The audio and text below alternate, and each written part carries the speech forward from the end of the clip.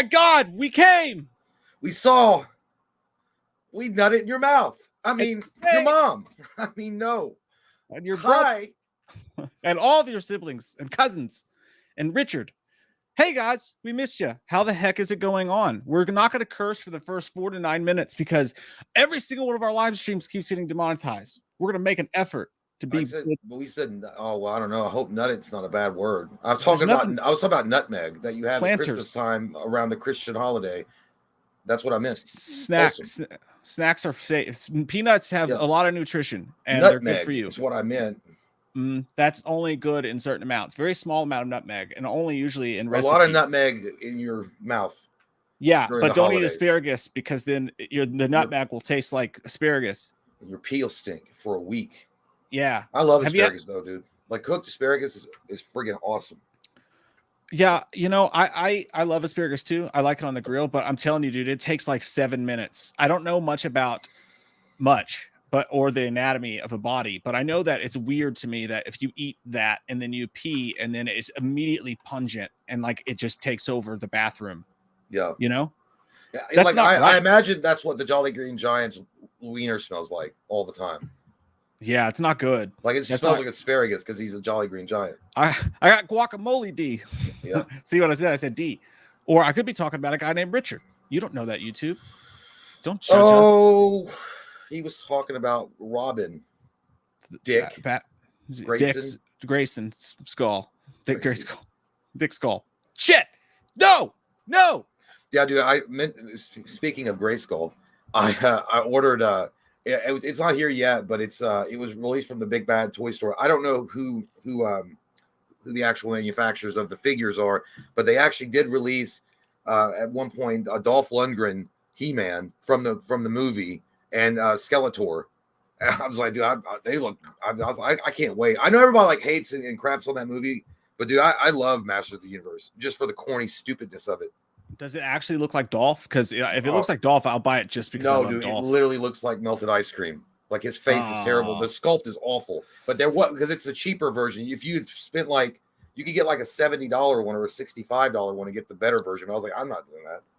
Yeah, no.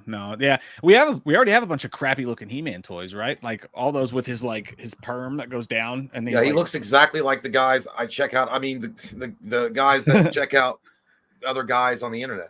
He's the shape of Adam from Workaholics. Yeah, dude, I love He-Man and the Masters of the Universe, but there is no way that anyone couldn't tell me that it was secretly not the gayest show of all time. Yeah, I mean, there's so much in this. The subtlety in it is amazing. It's like fabulous secret powers were revealed to me the day I held aloft my magic sword and said, "By the power of Greatskull." Then he becomes this He-Man hulking dude that's wearing underwear and running around on Battle Cat. You know, and then in his alter ego, he's Prince Adam. He wears pink and white. They're not even hiding it at this point. That's true. He doesn't care about Tila. He cares about Man at Arms. That's who he wants to be with. Well, it shouldn't have came out way back then. It should have came out now, and he could have just been Prince Adam. You know, nobody would have judged him. He-Man is He-Man literally was nothing more than a toy line that spawned a cartoon based on the toy line, and then the cartoon spawned a movie. It's usually the other way around, but it was like the toy line inspired the cartoon. That makes sense because you know what? I never got into the story. I thought the toys were cool. The effects were cool. Yeah, I thought the toys were cool. Was it He-Man or Ghostbusters that had the tiny alligator mouth and it had an eyeball on top of it, and you'd crank it up, and if you put your finger in that thing, it would actually hurt. You know what I'm talking about? Sex toy at Spencer's. It was orange. You know what I'm talking about? It was orange and it had teeth, and you would crack the mouth open and you touch the tongue, and I go. Eh. That sounds like a Ghostbusters toy. Yeah, I think it was Ghostbusters. It almost sounds like the trash man, the garbage man. That if you lifted his garbage pail up and it was like stomach would open and it would try to bite. I don't know. Yeah, toys back then could hurt you. You guys don't even know. There was no recalls. They're like, let the kids die. That's what they said. Let the boy watch. Yeah, exactly. 100%. Hey, how do you know that? How do you fucking know that? Or shoot, Darkness, General Hot Pizza. I like your picture. He said new Blink-182 single is going to come out soon. I don't know about that. That's fake news. He's true. He's telling the truth. The sources trust me, bro. And we got this covered.com. I need it so bad. You don't even know how bad I need it. And that and other things. How long has it been since their last single? Over a year since Edging came out. What? God, they suck. Yeah, Because try they to can't come pray up with and no new pray. ideas. So A I bunch of fucked her in church. 55-year-olds fucking trying to be little 16-year-old skateboarder punks. What? That's like us. Damn, Dad, don't gotta Right. go all reality on me. That's happening right now. 10 Hello, years fellow away. kids. Sinister Creations said, great to see you guys. Today is my mom, Sue's birthday. Mine is happy Thursday. birthday. Can we get a shout out? Spending time with Jay, Mike, and Wham is the best gift. Happy birthday, Sue. Here's Have you, a great Sue. birthday. Johnny Cash wrote a song about you. Yeah, well, you're named after a Fantastic Four Invisible Woman's name is Sue Storm. Mm-hmm. So probably just as hot too. Yeah. She's probably just as hot. And is that the one? Does she stretch? No, her husband stretches. No, he stretches. She can turn invisible, which is usually what happens with our wives when we're trying to have sex with them. Oh, I've met a lot of women. They just try to turn invisible, so we don't have to lay on top of them. I've met a lot of women who can turn invisible. It's weird. It's called ghosting. It's called ghosting nowadays. That's what it's called. True. It's called ghosting. Taylor Swift apparently does it to lots of gentlemen. That's what she said in her song. She had a nightmare where she woke up and she was in a room full of people she ghosted. I heard that when I was listening to Taylor Swift music. You know, I wouldn't care though if you have Taylor Swift. Imagine if you had sex with her and then she ghosted you afterwards. Like, who cares? You got to have sex with Taylor Swift. I feel like I won. But then again, I never really thought Taylor Swift was I mean, she's attractive, but I never thought she was like super duper friggin' hot. Well, then sometimes I thought the same thing, but then sometimes you see her perform and you're like, oh, damn. Yeah, I mean, I'm sure got it going on. I was seeing her live. Yeah. But dude, I mean, if you look at her and then you look at someone like Shakira, my God. Right. It's true. She's got a lot of fishnets and leather in the performance, so it kind of changes the way you think about it. Hey, I had an awful situation happen to me the other day, dude. This is horrible. I was at Marshall's, which is a great place to buy clothing. It's the only place I can afford to buy clothing from since 1997. That's called inflation. We're all doing it. If I knew about fucking Marshalls when I was in high school, I'd have been the coolest. Hey, dude, I'm going so broad. If Big Lots had a fucking like an area where you could buy clothes, I'd be going to Big Lots. Walmart's too expensive. Marshall's where it's at. Every brand I love is like $10. You go to the beach and like they have all your favorite brands. You're like, cool. I got a surf shop. They got like Harley and like Billabong and shit. And I'm like, oh, this is awesome. And this, dude, like, you know, I never knew that $30. It was like it was like one of those bargain bin places. I mean, it's not like an insulting way because I do like Marshalls, but Mom would always tell me when I was younger, she'd be like, "Oh, honey, we're going to Marshalls. It's an upscale place, honey. Upscale." And I was like, "Yeah, Mom, it is." She was smart. And then you go to school, like, "Where'd you buy that shirt?" It's like Marshalls. They go like, "Motherfucker, ice cream." Like that. I was like, "Why you all act like I got it at Walmart?" Which, by the way, back when we were kids, if you said you got your shit at Walmart, oh man, fucking, you were like, you got the scarlet letter in the school. Everybody at lunchtime knew that piece of shit with the trapper keeper has no money. He has to buy shit at Walmart. Yeah, dude. And that was the worst too. The mentality you have today is what you got to have. Like, fuck yeah, dude. I went to Walmart. You dumb shits. You guys paid for overpriced junks of shit with Abercrombie on it. Nowadays, sometimes I see something at Walmart. I'm like, I can't afford that. My dad used to do that to me, dude. We go every single time. If he just happened to be there with us at Walmart, he'd be like, "These are some real nice britches here," and I'd be like, "Okay, all right." And he'd be like, "What's the matter? Or what are you embarrassed?" I'm like looking around. He's like, "What's the problem with shopping for clothes?" And my mom's like, "Dave, stop embarrassing. That's not what the kids. Not cool. It's not what the kids wear, you know." But yeah, he would always do that shit to me. It was the worst. I got embarrassed. I remember this. We were at one store, and because I didn't want to wear them because I thought they were like too fancy. They were trying to buy me Tommy Hilfiger jeans, and I was like, I don't want those. I want the FUBUs. Yeah. And then they were like, and I was like, no kid at school's wearing them. And I was with my uncle, and then my aunt at the time, and she was like, he doesn't want to buy them because no one at school is wearing them. And I heard him yell because he got pissed. My uncle, he was like, because they can't fucking afford them. That's Tommy Hilfiger.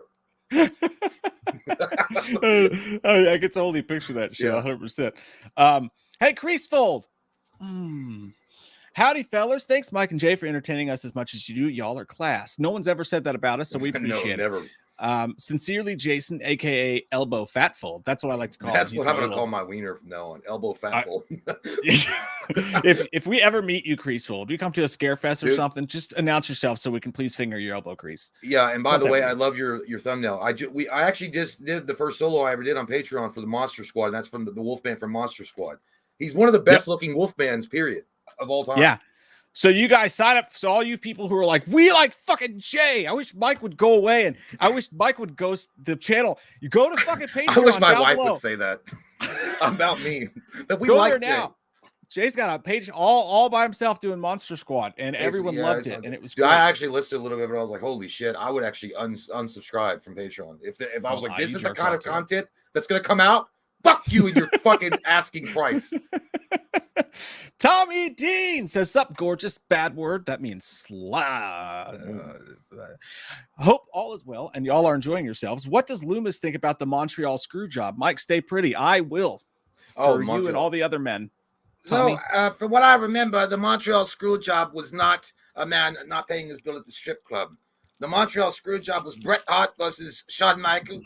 Shawn Michaels used his own goddamn move against the old Bret Hart, the sharpshooter, and he sharpshooted his dreams out of the WWF in front of Vince McMahon, and then Bret Hart spit it, a loogie that hit McMahon in the fat face, and then he said WCW. He made that in the air. And then he walked back in the locker room. He took off his smelly boots, took a shower, and punched McMahon in the face. I said, God damn it, I want to punch the people that give me no money to keep psychopaths like Michael locked up.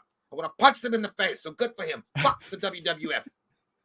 That's what I do, by the way, when I come on someone's stomach. I write WCW on it, and then I look in their face and I go, woo! You know what's funny is like there was so much debate whether or not that was kayfabe.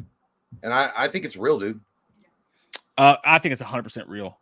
I watched the interviews where they were in the background, they were in the locker room, and they were like, you can hear Brady's like, do you know about this, Sean? Do you know? He goes, dude, I swear to God. I swear to fucking God, dude. I didn't know. And dude, ever since watching wrestlers, dude, I know that shit's real. Ever since watching wrestlers with all that the backroom shit. Heels? Yeah, they're now wrestlers. Yeah, heels. Call it wrestlers. Hey, that's an easy name. Hey, what should we call this great show with Stephen Amell? Wrestlers. It's about wrestling. They could have called it wrestling. I think it's sad to say, by the way, I'm only halfway through the first episode of Heels. We say this every show. You guys got to watch Heels on Stars. It's the best show out there right now. But I think it's sad to say, dude, I think that this is the last season. We're going to get, I think it's over. I don't believe you. Nobody talks about it. I don't know. Nobody talks about it. And then Stephen Amell just came out and was like, I don't agree with the strike. And everybody's like, oh, well, you're blacklisted from Hollywood forever. They all don't bring race into it, Mike.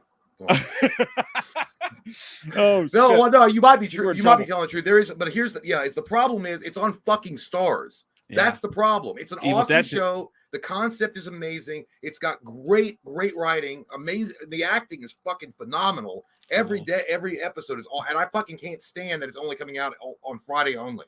You have to wait every fucking Friday. If it had been on Netflix, HBO Max, something like that, with a bigger platform, this is what happened to Ash versus Evil Dead. 100%, it was on fucking Stars.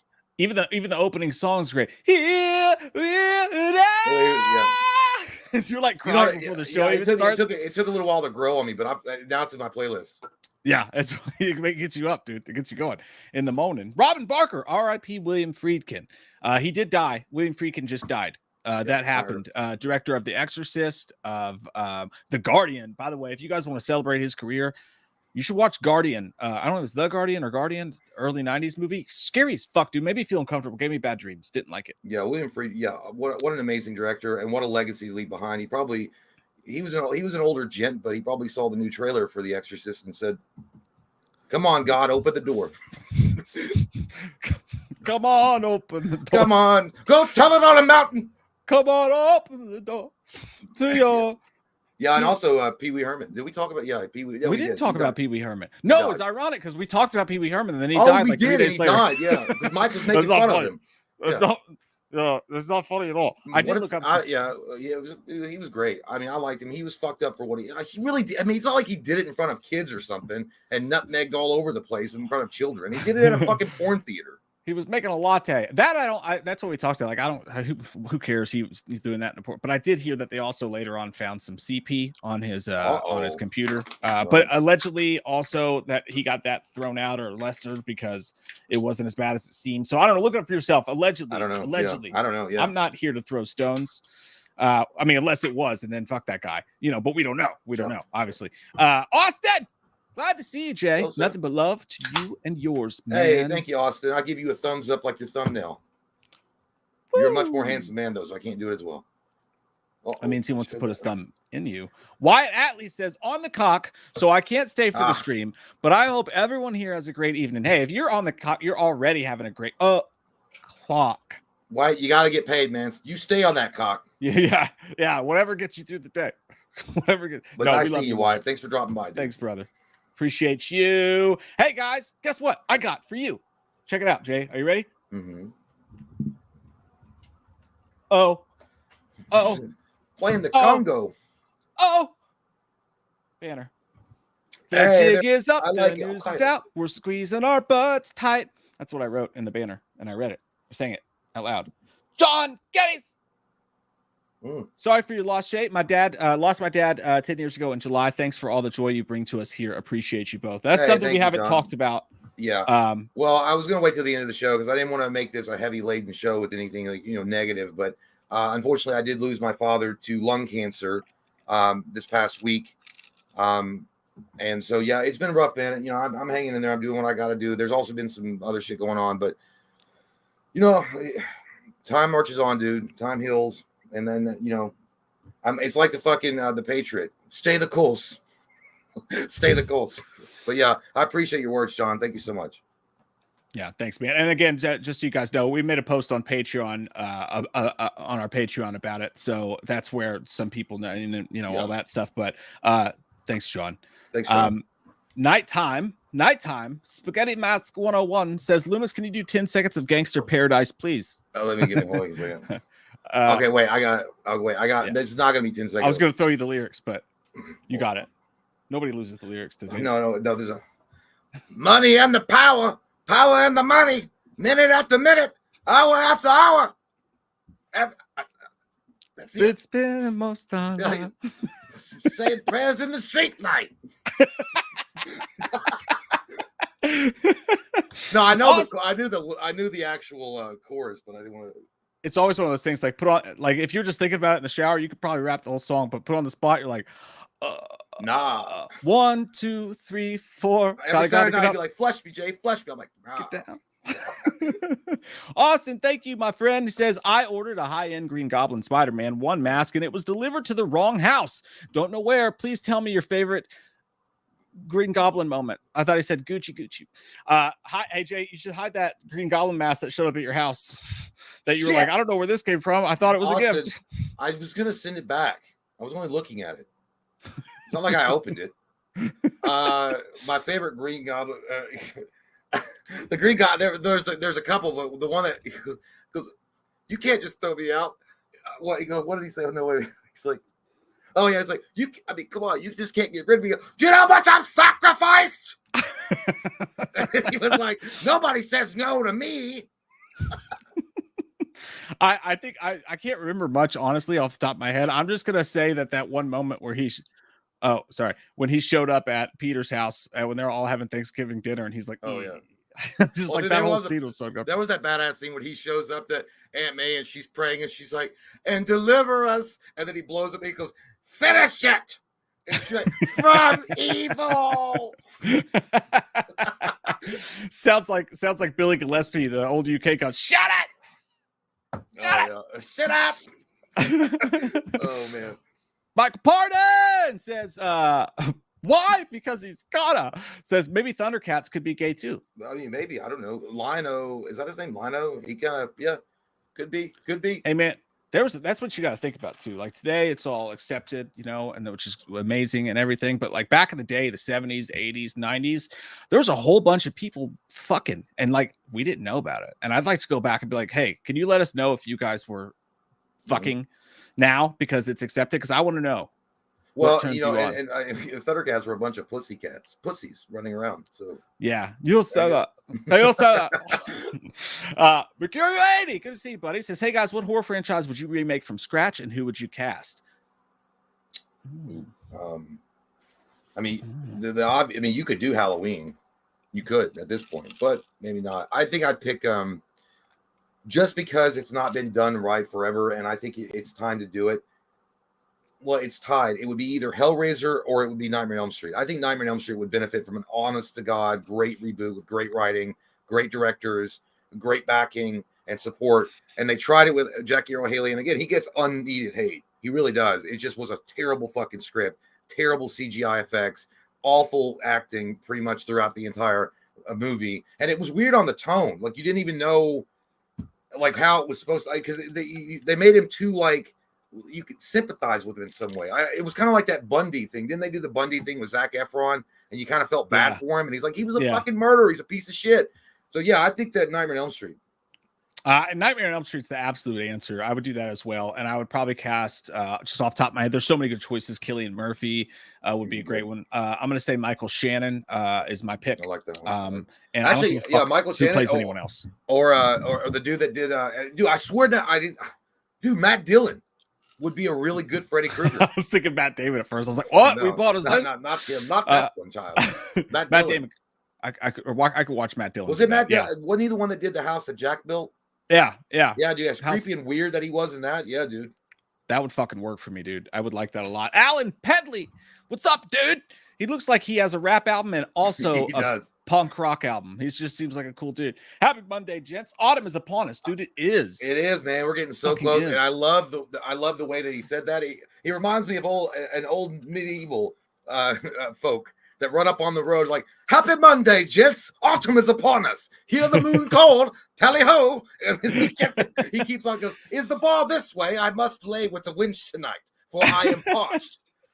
He also looks like the dude who just knows where the merch booth is at the show. It's like, do you know where the merch booth is? It's like, yeah, man, I actually work the merch booth. He also, he looks like he's like that dude. He his thumbnail's like, yeah, man, I work at the vape shop on the weekends and shit, but I'm working on my rap album part. It's like, yeah, what's it called? He goes, Autumn is upon us.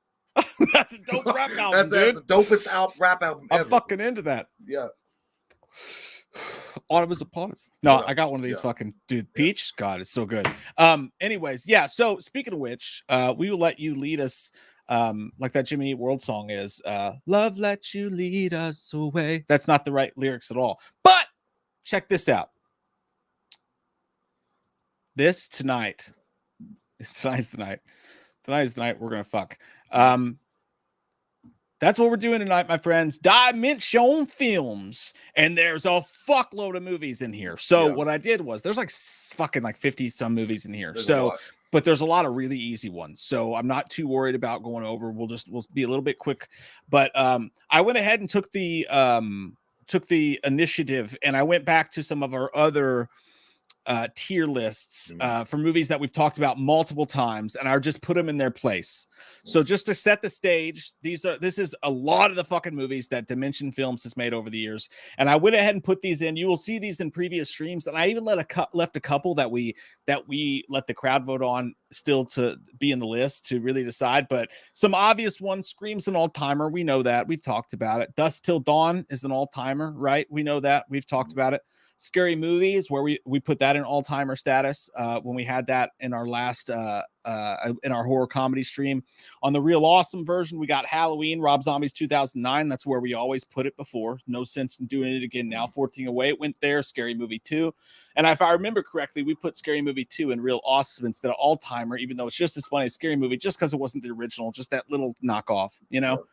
And Fuckable, we got Scream 3. Well, I know that Scream 3 is a goddamn audience vote, you motherfuckers. It was, but it was a strong. Suck my butt, Steve. I would say suck a dick through your butt, Steve, with Scream 3. Yeah, Jay definitely wanted that down. I think Jay wanted Scream 4 and Sucks My Butt, Steve, too. I did. But I forgot that piece of. I didn't even see that piece of shit hiding in the dark. That too. Well, here's the thing, too. Like, I wanted Scream 3. I could have argued for Real Awesome for both of them, but the crowd vote plus our votes, it ended up being Fuckable. And trust me, guys, there's so many of these to go through. We are not shorting anything with these, I promise. I even left Scream 2 in there because it's one we always talk about. And I left a couple Halloweens we've already talked about in there, too. Another thing I had to do, because there's so many movies, is I only threw in a couple random Hellraisers. And the reason for that is because in a stream coming very soon, just like I do always, is we're going to be doing a Hellraiser, Texas Chainsaw Massacre, Child's Play, all tier list. And I didn't want to, ruin it now with so many movies. So I don't have all the Hellraiser movies in there. That sounds wonderful. Yeah, Sucks My Butt, Steve. You got your obvious Halloween 2 Resurrection. We all know, everybody knows Jim Dolly.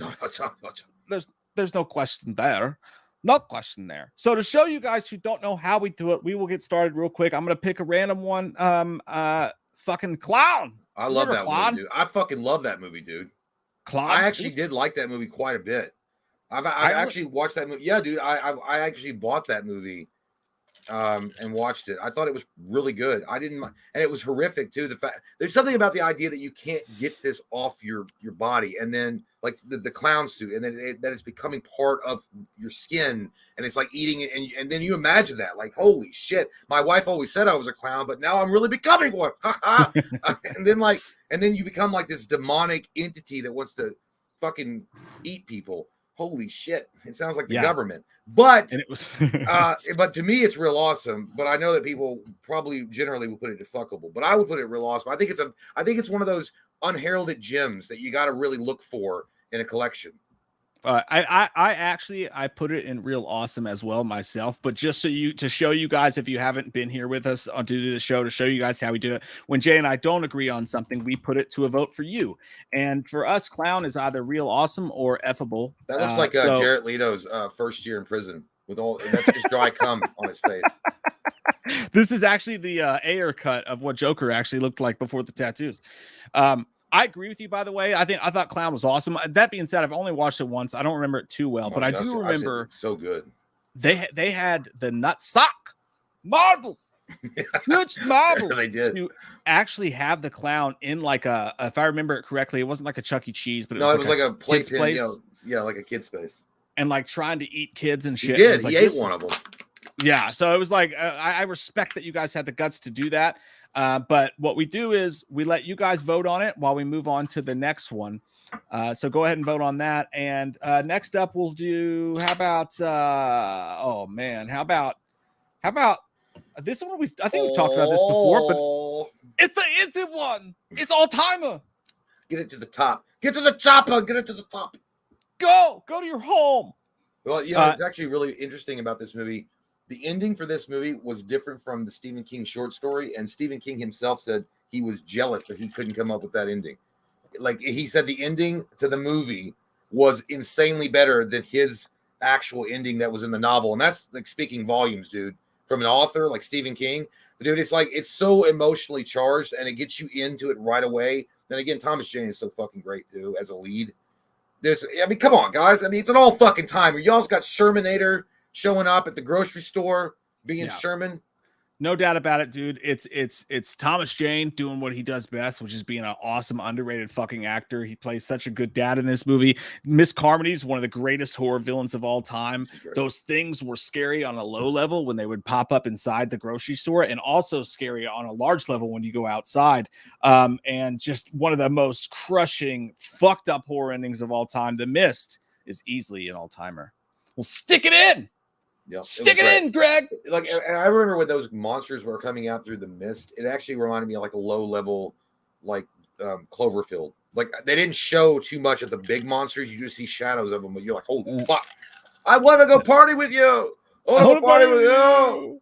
That's how you handle a budget, man. That's how you handle a fucking budget. Hey, we got some non-horror in here too. Jackie Chan, Super Cup. I don't remember shit about the dialogue or the story, but just the action sequences were fucking awesome. And it goes into real awesome. I don't want to argue about it. I'm going to put it there too, because there's two movies that really stand out for me when it comes to Jackie Chan's career. And it's Rumble in the Bronx and it's Super Cop. And I know everybody's going to say Rush Hour, but for me, it was these two, man. That's what introduced us. Rumble in the Bronx. That was the first one I think I watched. Rumble in the Bronx. And it was I still remember the cover was like blue, and he's like doing something. It's like he's on the front cover, and it's like blue, the background's blue, and then it's like red letter. And then it's Rumble. I was like, God damn, some good shit right there, dude. And this is a top 5. I don't remember it that well either, to be honest with you, because my brain goes straight to Rumble in the Bronx. But it was those two movies, or those three, if you want to include Rush Hour. Looks like he's shitting out a fucking diarrhea from hell. Did his own stunts, man. Jackie Chan was like Tom Cruise if he could do karate, like fuck. Yeah. By the way, dude, he's an awesome shredder in the new Teenage Mutant Ninja Turtles movie. That movie is awesome, by the way. It was really good. Like you'd like it a lot. But not Shredder. I said Splinter is what I meant. He voices Splinter, and at first it's really weird, but he has this fatherly sounding voice about him, And when you watch it, you're like, that actually fits so much better than I thought it would. He actually wasn't bad as Mr. Miyagi in that incredibly bad fucking remake. Oh, Karate Kid. you watched that? I couldn't do it. Yeah, dude, I watched it just because I wanted to see what Jackie Chan would bring to it, but it's fucking terrible. But he's the only good thing about it. Yeah, oh god, I can't believe they got him to do that shit. Here's one. I watched this a little bit of this again today. Phantoms. Ben Affleck was the bomb in Phantoms, yo. Selling on the Mountain. I can't remember much about it. I'm confident, dude, that I can put this in real awesome with no issues whatsoever. And here's why. Amazing fucking cast. This was a Dimension film through and through, dude. Like it just felt like it. It was a little bit dark. It was directed by the director of Halloween 6, Joe Chappelle. Ben Affleck looks like Jason Blum when everybody reacted negatively to the Exorcist trailer. He does. And it's sort he's of like, you told me the fans were going to be on our side. That's why he's like yelling at the goddamn board. I fucking love this movie, dude. It's so good. Like it's one of the, they show up. There's a completely empty town. Rose McGowan's in it. And Liev Schreiber is fucking awesome in it, dude. He's such a weirdo in this. Like he's such a creepy ass weirdo. But this movie just encompasses everything there is about Dimension films. I love it. I love it. I love it. It's real awesome. Like before Rose McGowan lost her mind. She was cool really before they gave her Twitter. Yeah, don't give people with mental disorders Twitter. Oh, what am I talking about? Let's have fun. Give it to them. Hey, here's an easy one. A real easy one. Thou shalt not fall. But lower than all time. Put it in the all-timer. Have the heavens open up and sing a song. Okay? Can't rain all the time. Can't rain all the time. Can't rain all the time. Yeah, there's nothing. I mean, it's one of the greatest fucking movies of all time. It just the only thing that we got robbed on was the fight sequence because he unfortunately passed away due to like faulty safety. I mean, it wasn't Alec Baldwin this time, but it was just a bad situation all around. But to be honest with you, man, like it's a perfect fucking movie. This is what pisses me off when they talk about remakes. This movie does not need this movie holds up today as well as it did in 1994. It looks fucking incredible. It's acted perfectly. And tell me truthfully, tell me who you're going to get to replace Brandon Lee and going to be able to deliver that kind of performance. No, I'm fine with nobody ever touching again. I really am. And I don't say that about a lot of things. I like to be touched again, but this is one of those movies that you said it best yourself. And also, dude, it's so just fucking underratedly spooky. Like, and not like ghost spooky, but when he shows up and fights that dude like in the alleyway and his like face comes out of the darkness, it's Batman. It's fucking everything you loved about all this stuff. He's so goddamn cool. You guys, if you didn't grow up in the 90s and late 80s, like you don't know. After this, late age doesn't count for this. It's the age thing, but you guys don't understand. Every kid on Halloween was the Crow. Like it was. Well, you know what I learned about it was I learned Halloween ain't till banana. Fire it up. I feel like a little one by a big fucking hook. That's not skying. Hey, by the way, a lot of people don't know this. The main bad guy in this was actually the main bad guy in the Three Musketeers with Charlie Sheen and Kiefer Sutherland. He was the eye patch guy. Yeah, he was also in Alien Resurrection. Yeah, was it? I think. Yeah, he was in Resurrection. And I'll tell you what, man, a good actor. But it also introduced me to the Cure song "Burn," one of the best fucking songs they ever put out. When I put my makeup on every night, I listen to before that. The stream. Before the stream, I listen to this and stand at my windows looking out. Yeah, dude, god damn, it's so fucking good, dude. It's so awesome. He's so badass. And Jay has a circular window, and he runs to it, and he jumps on it, and he hangs out, and he swings out. Yeah, and then I try to put on like the tight leather. I'm like, shit, too fat. I can't wear it. Yeah, dude, The Crow's an all-time great movie. It's a 10. It's a 10 out of 10. It's a fucking all-timer. Stick her in. Hey, Dimension's looking pretty good so far. I don't know if it's going to continue, but my God. No, they go down pretty quick. They probably have their fucking slide quick. Probably. In the case of Clown, real awesome. 51% to 49%. The crowd says Clown is real awesome. Good job, Clown. I want to recount. Going to get involved in politics. Fuck you, Georgia. Let's see what's happening. I hate clowns, man. Real awesome. Get in there. Yeah. If you guys are new to the chat, maybe you're like, what the fuck is that shit? That's some guy, cheap ass Pennywise. No, man. Do yourself a favor. It's fucking awesome. It's really, really good. It really is good. And weirdly enough, it's directed by the John Watts, the director of the early Tom Holland Spider-Man. You know what it movies, reminded which- me of, dude? It always reminded me of like you know that Goosebumps story, The Mask, when she couldn't take it off the longer Dude, she wore it. I love that. Yeah, but The it's like that. Haunted But it's the Haunted Mask. But it was like the adult version of the Haunted Mask. Dude, that was a great. That was a beautiful bubble case VHS too. I wasn't loved it? it. Yeah, It yeah. was so pretty, with that green and shit. All right, let's take a look at what y'all got to say a little bit here. Pop on in here. We read that, Alan. And by the way, they have Halloween shit in stores already. It's popping up. It's fucking happening. Get your check accounts ready if you're married, because the wives be out there spitting shit. Yeah, stop spending money on your girlfriends on the side for a little while. The ones that are cheating. Dude, I'm dieting so fucking hard right now because all I want football tomorrow night. Oh yeah, Hard Knocks. Aaron Rodgers and the Jets are on Hard Knocks. That starts tomorrow night. Football starting just a couple weeks away. Preseason's upon dude, if us. you tell me, I swear to God, dude, it's gonna be hilarious to me if you say you're gonna root for the Jets if they get into the playoffs. Yeah, you're gonna be like, I'm going for the Jets, bro. I'm going for the Jets. I'm already rooting for the Jets. I know, but you gave Cody shit though when he started going. No, dude. There's you're gonna get. There's so context, much bro. There's context. There's not. There's so much context. Okay, here's the deal. I wasn't gonna say it. You're gonna make me say it. Now I'm rooting for Aaron Rodgers and the Jets and the Packers. Now I'm rooting for the Packers. I'm rooting for the Packers first and foremost, right? But I'm also rooting for Aaron Rodgers to go on the Jets. Now, if the Jets and the Packers meet in the Super Bowl, I will root for the Packers to win. Let me just say that. I'm a Packers fan first and foremost. But also, let me say this.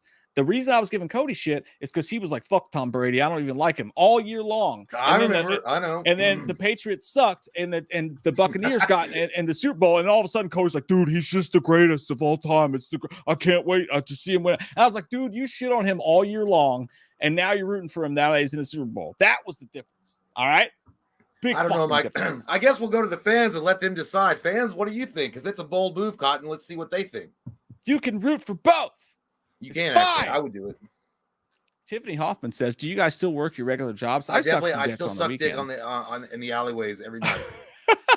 My regular job, my basketball diaries. Tiffany, thanks to our awesome Patreon and you awesome people here, we are able to put all our heart and soul and cocks into this full time now. At this time, do other stuff on the side for sure, but the full time jobs is now YouTube. You wouldn't be able to tell by the quality of the channel, but it's true. Yeah, extremely lucky, extremely blessed. We've always been happy that you guys are amazing. So amazing crowd. MP, as I like to call him in the streets, if you're nasty, says, what do you guys think about Gail Gadot staying in the DCU? Hopefully Patty Jenkins will have nothing to do with it, and maybe James Gunn could write it. Yeah, they just announced, or she announced, that they are actually going to make a Wonder Woman 3 in the James Gunn DCU. No, I agree with you, Michael. I think that Patty Jenkins not having anything to do with it and letting James Gunn take the wheel like Jesus would be the strategic move for DC at this point. Gal Gadot is great. She was an awesome Wonder Woman. She's beautiful. She's statuesque. She's a great actress. She literally served in the military in Israel. So they've already got that. Like, she actually knows how to kick ass. So, yeah, why would you get rid of her just because you've had a couple of stinkers? Like, to me, honestly, Mike and I were kind of bored of the first Wonder Woman, even though a lot of people loved it. I actually thought Wonder Woman 84 was decent. And a lot of people hated that one. But that was all right, too. Yeah, I definitely feel like under James Gunn's tutelage, or if he's now the new Kevin Feige of the DCEU, she'll do a lot better under his guidance, because just look what he does with Guardians of the Galaxy, and I don't know, I think he's going to be great with her. So I'm actually glad that she's staying. What's going to be interesting is whether or not what's his name's going to stay from Aquaman. Jason Momoa, yeah, it's hard to tell, man. I get that it's confusing because it's like, wait, like you're pushing everybody else out, but like these certain specific characters, which is going to confuse people. And to that, I just say, man, nobody knows what the fuck Warner Brothers is doing anymore. No, they don't. But I agree with you. She was a great Wonder Woman, for sure. So I hope it's great. Lane Bruckner, sup, guys? Got Ninja Gay. Says, looks like I'll be able to make Scarefest this year. Woo! With a little luck. Looking forward to hanging with you guys again. Hell yeah, Lane. dude. Come on over. Why don't you stay in your lane and stop calling people gay unless you want to suck some dick? Because I'll do it for you. I won't do it. Mike will do it for you, and I'll take pictures. Prove it. Prove that I'll do it. Prove you'll take pictures. I'll do it if you'll take a picture. Tommy Dean. I'm a pro wrestler and still haven't seen Heels. Dude, oh man, Tommy, you gotta watch it, dude. You gotta watch it. Oh my god, dude, it will make you cry. It will make you shit your pants, and that's really, just really good. I've never been in a wrestling ring in my life, and it does that for me. But congratulations on an awesome. That's amazing. thing. Well, I mean, I don't know either. I think your thumbnail picture gave it away. I just thought he was a bass player for like every time I die, but hey, it's handsome nonetheless. Joe Valentine says turned 38 yesterday. Can Lunas give me a birthday insult? Yeah.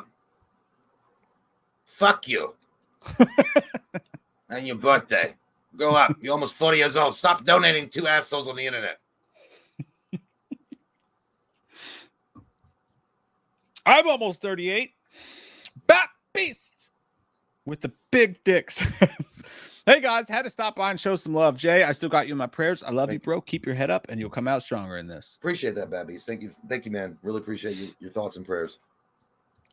Sean Hickenbotham. Dude, I love your name, and I hope that you don't get made fun of a lot. And if you have, that sucks because it's a fucking badass name. Oh, look, he's got a picture with Kevin Smith. Yeah, it looks like he's sucking off YouTube in that picture for sure. He does. He's so skinny, dude. He's so skinny. I think that's the opposite. Like he should. I mean, of course he should have got healthy, but then he's going like fucking extreme on that shit. Yeah, I hope it's a healthy version of it. Maybe his face is just super skinny. Maybe I'm just jealous because I need to lose a few pounds. Sean says, now I have the microphone, so you will listen to every damn word I have to say. Dimension, where are Dimension, where are you? And I'm so sorry. Creed misses publicity. Hey, that's actually true. Did you hear Scott Stapp is coming back to Creed though? I heard, yeah. Good for him. He finally got all the prayers out of him. And he needs to go back now. That angel ornament on the hood of his car directed him back to his band after all these years. I cannot sleep. I cannot Creed tonight. But no, yeah, dude. And they're doing a fucking boat tour. I hope he comes out. He goes, Creed is in session. We hope the fans are here. Give me your money, because I'm a broke bitch.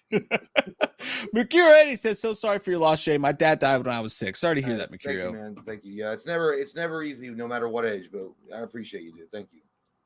Merck's Movies says, is it fair to say that A24 is now the go-to horror studio overtaking Blumhouse? Unlike Blumhouse, there has been a ton of high-quality original films. I've always loved A24. I've always talked about how good A24 is as a production company.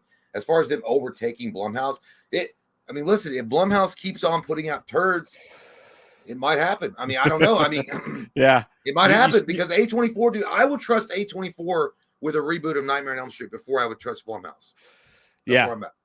I 100% agree with you, dude. And also, by the way, in case anyone doesn't know, that rumor about Blumhouse buying Nightmare on Elm Street, total bullshit, total lie. Yeah. Don't listen to that. It's been disproven over and over again.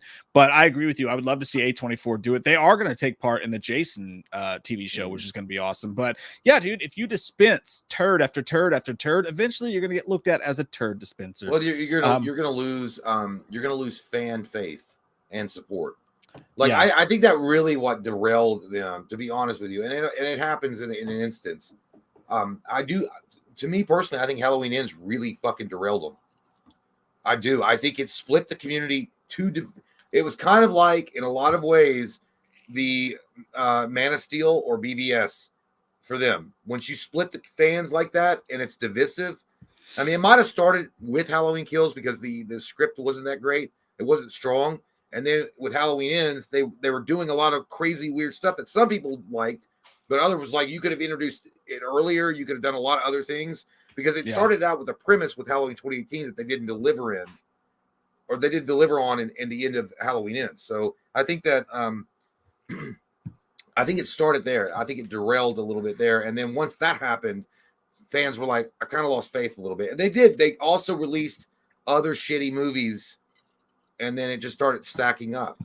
Well, if you look at it, man, and it's just like one of those things. It's kind of like what's going on with Marvel right now. You know, Blumhouse, for a time, it was like Blumhouse fucking rules. This is awesome. They do horror movie after horror movie, low budget. They're putting them out. We appreciate them. And then the next thing you know, you take a step back, and we did our tier listing for Blumhouse movies, just like we're doing it for Dimension tonight. And we looked at all the Blumhouse movies, and it's like, man, they put out a lot of hot garbage. That's just like the definition of cash grab. Blumhouse has kind of become, in a way, the weird cash grab studio, and that's so far from how they were looked at before. It sucks. It's disappointing.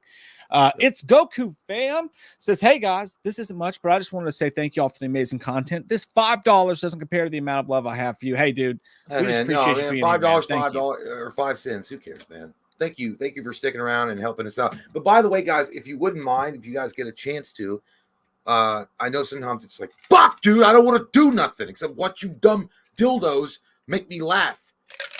If you can please click the like button on our video, that helps out quite a bit more than you think. Just touch the tip. Just touch the thumbs up tip. We appreciate it, and we love you too. It's Goku Fam. Appreciate that so much, man. Lewis Ruddy says, off topic, I work in a cinema in UK, and I finally got Touch Me from A Nightmare on Elm Street Part 2 added to the playlist at work. Might as well be the biggest of it. Touch yeah, me, dude, it is. Baby, it's the drive best. me crazy. That's awesome, dude. Do you like empty out the cash drawer at night and do the dance, and then you like kind of bump your ass when you're like closing the drawer after you've counted the drawer down at the end of your shift? Because you got to do all that, and then you got to like jump up on the you got to jump up on the counter, and you got to have like one of those little pop things and pop it out, and then someone's got to walk in. You're like, hey, what's going on? That's exact that's how to do it, dude. That's 100% what you got to do. Dude, I would love to work in a movie theater and have that song blaring in the movie theater in the lobby. Yeah. God damn, that'd be cool. I love it, dude. Hey, Touch Tunes is the greatest thing, by the way, for you bar hoppers. Download Touch Tunes on your fucking phone, and you can control the you have to pay for it, but you can play songs on the jukebox. And like at volleyball, I'll always do that. I'm gonna do that this week, by the way. I'm gonna play that while I'm playing volleyball. That and the actual song from Top Gun. Okay, dude, I don't know why every time you go to play volleyball, just playing it with the boys after chasing sunset. That's what you gotta do. I'm like, it ain't gay while you're walking around with a Zima. And I'll play drums on my beer belly. And then you gotta hug like people shirtless, like guys, and then like push the women away when they try to hug. Like, no, just hug the That's true, because it's co-ed. You gotta have 2 women on every team. No, this is for us. No woman. It's just a dude. This is for us. All right, let's jump right the fuck titty back in. How about this thing right here? Ryan Sexy fucking Reynolds, dude. That might be the best looking he's ever looked, period. Dude, he's so handsome. He really is a very handsome guy. I definitely would buy his a cell phone service from him if he ever had one. Oh yeah, he did. I don't think it was a bad remake. I actually enjoyed it. I'll put it at fuckable personally. Well, I know it is real awesome, but I would put it at fuckable just because I feel like they did go off the rails a little bit with the little girl. Like they added shit in there that really wasn't. I feel like the original Amityville Horror, acted by the main guy in that movie, and I can't remember who. Margot Kidder also did an awesome job as the lead female, but the main guy in the Amityville Horror, the original one, was so fucking unnerving, and he had such a brokenness about him. When he's like, "You're tearing me apart," like, and then he was like, and then just the way, I feel like there was a lot of unnecessary additions to the Amityville Horror remake with Reynolds, because they either lacked faith in Reynolds' ability to perform on the level at that time, on the level of the original guy, or they just wanted to get more mainstream audience by adding in a couple of cheap jump scares. I don't know. But I would put it at fuckable, but I can see why you'd want to put it at real awesome. So yeah, I just put it to a vote because I think it's a good argument whether it's fuckable or real awesome. For me, it's real awesome, and the reason why is because like I remember seeing it in theaters and be like I saw it because at this time it was before Deadpool. Like I fucking, and Jay, you know this, like I was a goddamn Ryan Reynolds fucking stan before he made it big. I think every night before he jacked off. I did, and I still do. By the way, that's a fact. But no, I used to love him so fucking much from like Buying the Cow from Van Wilder and from Waiting and shit like that. And I think like a lot of people, nobody believed he could act, but I always thought he could. And then this came out, and I loved it. But now going back and watching it, it's not just that, but the movie around it, I think it was cast aside immediately by many people because it was a remake. You know, at a time where that was like happening a lot. 2005, yeah. Yeah, but I think that like when you go back and watch it, like it's got that 13 Ghosts fun to it. I think it's well made. I think Amityville's been run to the fucking ground. Yeah, it's But over if you for a while. Yeah. but if you forget the title of the movie, if it was named something completely different, I think it would be even more beloved. And it's just so goddamn rewatchable. It actually, dude, you know what it feels like? The Amityville horror remake feels like something like the beta version of The Conjuring. Not The Conjuring yet. Okay. And I'm not saying it's on the same level as The Conjuring. I'm just saying I like it like better. the test version of what they were like to, like what you got in The Conjuring was kind of what they were playing with in the Amityville horror remake. I don't know. I liked it. That makes sense. No, that makes sense to me. I will watch. Yeah. Yeah, I watch this movie anytime it's on, and then sometimes I'll just like throw it on and like I'll jack off to. I mean, I'll jack off to that main girl. Yeah, not Ryan Reynolds. He's ugly. Yeah, I don't like guys. Oh, I don't anyway, like guys. I can't even lie. I can't even lie right when I'm talking about Ryan Reynolds. But no, no, I actually, yeah, dude, it's not bad. It's not a bad remake at all. It's one of the better. It's one of the few that are actually pretty good. The boathouse pajama scene. I mean, are you kidding me? But no, like it was a ballsy choice as an actor for him, not only doing a horror remake, but he's like hitting kids and shit in this movie.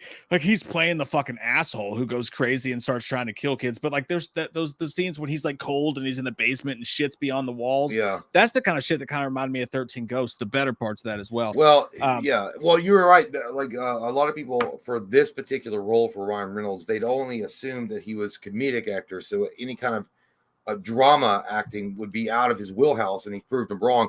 But to me personally, while this was his coming out party as I can be an actor that's versatile, I think the one movie that actually made him stand out for that was Buried. And that was the movie that really, for me anyway, and that was an indie film, but that movie was like the one for me. It was like that skyrocketed you. Were like, you're versatile as fuck. Yeah, and he showed it off in movies like The Nines and shit like that before. Smoking Aces. He was so fucking good in Smoking Aces, dude. Like he shined in that movie as well. But we'll put that to a vote. Let's let you guys see, and let's do an easy one, dude. Do you remember this? No, dude.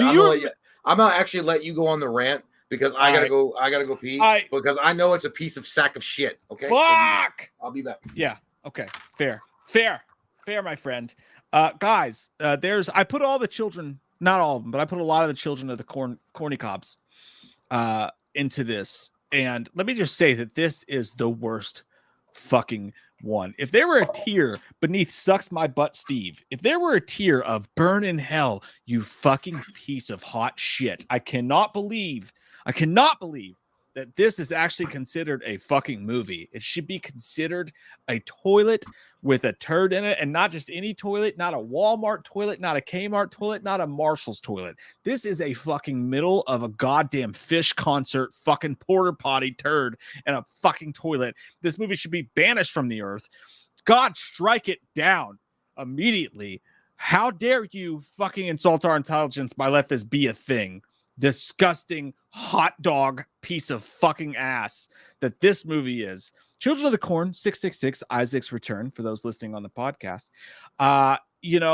They actually brought back Isaac, and he's a grown man, and like he's running the whole thing from this abandoned fucking hospital, and the dad from Titus is in it, like I still smoke cigarettes, and just like nothing worthwhile. Don't do it. It's not worth watching for fun.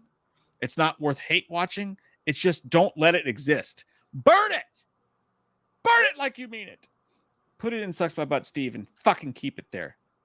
Go, you dirty little fucking whore. Get down there. I'll do a couple movies real quick that I know Jay has not seen. Christie is a movie that came out from Dimension Films that from the people that brought you, from the producers of Sinister. This was not bad. This was a Patreon request. We have a tier on Patreon where people can request us to do movie reviews. And somebody requested this one. And that's the only reason I ever heard of it or watched it. And it was actually pretty fucking fun. Fans of like movies like Kevin Williamson's Sick will like this movie because it's low down, it's low key. It's this chick. She's at a college where everybody's gone home from the semester. And there's this online group of people who do fucked up shit, and they send a bunch of dudes to kill her or fuck with her forever. It's been a minute since I've seen it, but she's basically alone on campus while this group of people in masks are trying to kill her. and it's got the dude from, I believe it's the dude from Sinister 2, Deputy so-and-so is in this. I'm pretty sure that was him, if I'm not mistaken. And I did a review for it on our Patreon, but Christie was definitely decent. I would put it easily in the fuckable. If you're looking for a fun thriller that you haven't heard of or seen before, that just gets you amped up a little bit, a little home invasion type feels, Christie's for sure going to be one you enjoy. I will put that in fuckable and have no fucking qualms about it. No fucking qualms about it. What's another one that while Jay's gone that he hasn't seen? Aftershock. If you guys want to see fucking fatter, if you guys want to see fatter me with a worse haircut, with a total like about 20 pounds heavier with a great clips haircut in my shitty apartment reviewing a movie, there is this exists, I believe, on the internet, a video of me reviewing this like 10 goddamn years ago when this came out. And the story was by Eli Roth, and this was he was a lot hotter at this time. Eli Roth was a lot more of a he could throw his name out a little bit more than he could now. Nothing wrong with Eli Roth now. I'm just saying at this point, it was off of Hostel and stuff like that. This came out. It was a horror movie based on things that happen after an earthquake, which is a really interesting premise. I don't remember that much about it, but I do remember being like, that shit was cheap and corny and not great at all. And it felt like a half decent version of just like a Sharknado, like not that level. Like it wasn't meant to be funny, but it was like Sharknado quality. That is better than that, I should say. But I just remember being totally unimpressed with this movie. It had the meanness, it had the horror vibes to it, but they just did not have enough budget and did not put enough effort into it to make it good. Aftershock, as much as I can remember, I believe goes into Sucks Me Butt Steve. And I didn't mean to make that rhyme, but if I did, here's a dime. Suck my dick. I'm your dad. Call me Chris and let's take a bath. I started rhyming, and I don't know if you guys know this, but in my free time, I am a freestyle rapper. I know you could probably tell by the rhyme I just put together, but it's true. I watched recently, and I did a I See Dead Movies podcast about this on our Patreon podcast for this. Children of the Corn, those movies, they're so fucking shitty. And this one was Children of the Corn for the Gathering. It's one of those Children of the Corn movies that's just a giant piece of flaming fucking shit that has no point in existing ever. Get in Sucks My Butt, Steve, you flaming asshole. This movie is basically just, if you go to Shoe Carnival with your family and like the side of the family that you hate, and also have flaming fucking diarrhea in Shoe Carnival, and you have to shit in a shitty Shoe Carnival toilet in a bad area of the neighborhood, that's this movie. And that's all I have to say about that. That's pretty fucking simple. That's how I feel. Don't you judge me, you piece of shit. You know what movie's fucking awesome? And I'm sure Jay has seen this, but it's been a bit. Children of the Corn 2. Children of the fucking Corn 2 is so underrated. It's so goddamn underrated. I say it's real awesome. Now I'll double check with Jay and see if he wants to put this to, I'll just put it to a poll. I'll put it to a poll because I don't want to speak for you guys. But I think Children of the Corn 2 is so fucking underrated as a movie, man. Like, this movie is so fucking, go watch it. Go watch Children of the Corn 2. It's better than the first one. Like, the kills are really good. They've got this one kill where this doctor is in his doctor's office and these kids show up and they start picking up his needles and stabbing him with the syringes. It's so fucked up. There's an old lady who goes looking for her cat under a house and they knock out the pillars and drop the house on her. The story is fun with this National Enquirer journalism dude that's in there that just seems like he belongs in an early 90s movie. Children of the Corn 2 is so fucking watchable, man. And they trap a bunch of assholes in this house and like burn them alive. It's fucking wild. Dude, do you remember Children of the Corn 2 at all? Fuck no. It's so good. It's so fucking good. I swear to God it is. I'm going to put it to a vote while I'm gone. But in the case of the Amityville Horror remake, the crowd says real awesome. 64% to 36%. They agree with us. It was fucking good.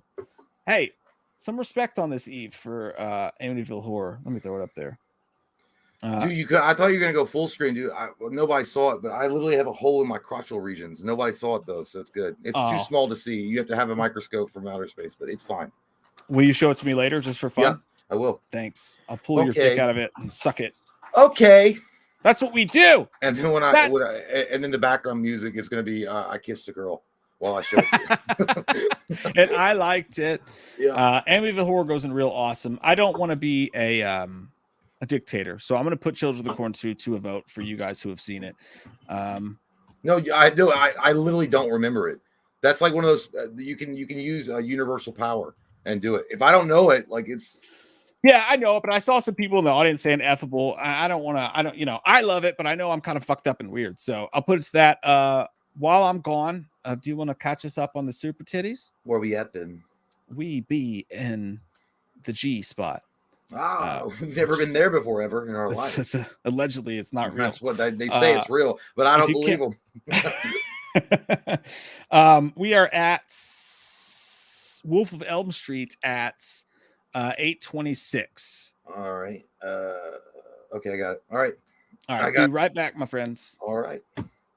Wolf of Elm Street says, Pop will be proud of who you are, Jay. Much love. Thank you, man. I really do appreciate that. I hope so.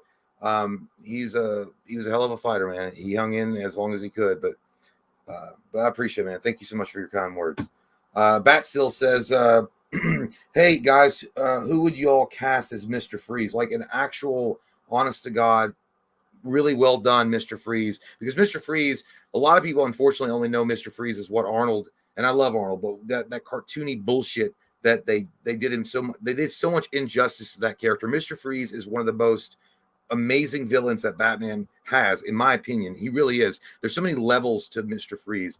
And he is a tragic character. I think you know what, dude? I just now thought, I don't know why, but the emotion that I could see him bringing to the role, and it would just work. And I get people going, Shay, you smoke crack? I'm like, yeah, I do sometimes, but it would be Jude Law. I think Jude Law would do really, really well as Mr. Freeze. I don't know. He's got like a receding hairline like me, so he just shaves it all off and boom, there it is. But yeah, I'd say Jude Law as Mr. Freeze. Austin, thank you so much, man. He says, there's something about Mrs. Blankenship in H6. Didn't we all have that grandparent who told the best scary stories that put all movies to shame? My grandma. Well, yeah, we did have. I don't know if I knew anybody that did that, but yeah, you're all right. There was something about her when she's like, do you know what Halloween is? He's like, yeah, we get candy. I know he doesn't say that, but she's like, well, yes. And then her voice, though, the way that she starts telling about Sam Hain and the traditions, it's very creepy and strange and weird. And it kind of makes you feel like, what the fuck, Granny? Holy shit. Go to bed. You're scaring me. But yeah, you're right. I agree. Merck's movie says, what does JT stand for? John Taylor? No, it stands for Jonathan Toller. My middle name is Toller. I know it's stupid. It doesn't make sense. But yeah, it's Toller. That's what it stands for. Yeah, like Toller is my grandmother's, which was my father's mom. Her maiden name was Toller. So I was named, I'm Jonathan Toller Jones II. So I'm glad I never have a kid, because I'd have to call him the third. And then if he had a kid, he'd have to call him the fourth. And if he keeps naming it down the line, by the fifth or sixth, that motherfucker better be some kind of king or emperor. Jonathan Toller Jones VIII. We welcome you. You know, I don't know, but it's Toller. I can't even go by Toller. Christopher Sampson, thank you so much, man. He says, sorry for your loss, Jay. I would love to see a Tom Hanks Ghost Hunter movie directed by Robert Rodriguez. All-out horror, and Hanks, both his charming self as well as an insane murderer. J.K. Simmons would be in it as well. Peace. Yeah, dude, that would be a really good idea. Tom Hanks would be great. I think that would be good. And having a Robert Rodriguez, I mean, are you saying like having it where like it's a comedy horror, like a black comedy, or more like just straight horror with Robert Rodriguez doing his best to make it scary? I think what I would think, like bringing the ghost element to it with Robert Rodriguez directing it with Tom Hanks starring in it, you'd have to go exactly like you said, the charming self as well as the insane. So yeah, you'd have to mix the comedy with the horror in a way that just works, much like he did, I think, very well and effectively telling a vampire story in Dusk Till Dawn. But yeah, I agree, man. That would be awesome. That's a great idea, and thank you so much for your kind words. Going through. Crease Fold says, Jay, did you ever find your copy of On Writing? You mentioned it a few streams back. I have like 5 hardcovers of it from when I ran a bookstore. I'll gladly send you a copy. Fantastic book. No, man, I never. Well, it's not like It's not that I can't find it. It's because my ex whore of a fucking wife sold it for her bullshit when we split. But yeah, man, you don't have to do that. I love that book. That book was really good. I had the paperback version of it, but no, man, you don't have to do that. But I really do appreciate that.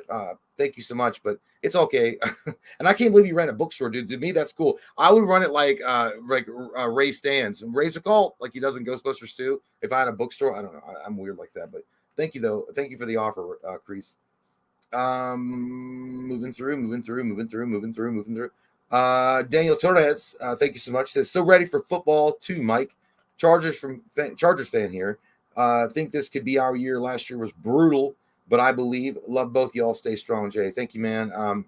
Yeah, I don't follow football much, but I'll definitely let Mike know what you're saying there about the Chargers. Maybe my favorite team in the NFL is the New York Giants. They always have been since the Tecmo Super Bowl days. I fell in love with the New York Giants literally because of Tecmo Super Bowl in the early 90s because one of my uncle's friends was a big New York Giants fan, and then I started watching them, and I love Phil Simms, I love Lawrence Taylor, I love Pepper Johnson, Carl Banks, Gary Reasons. Fuck, I could name the whole team from the early 90s, and that's how I really got into the NFL. But yeah, man, I hope for you the Chargers do well. Woodsboro Fanatic says, at 840. Can I get a shout out from Dr. Loomis and Dr. Chalice? Yes, we will do that. I'll make sure at 842. Also, what's both of your guys' favorite psychological horror movie, or what's the best in your opinion? Keep up the great work and much love to you both. Thank you so much, Woodsboro Fanatic. I'll answer that question when Mike gets back because I feel like that's a question for both of us. So 842, Woodsboro Fanatic. I got you, dude. I got you. Colton Candler coming in hot says, not going to lie, the new TMNT movie figures are fire. Are they good? I don't know, man. I haven't seen them. Shit, dude. I can't afford it.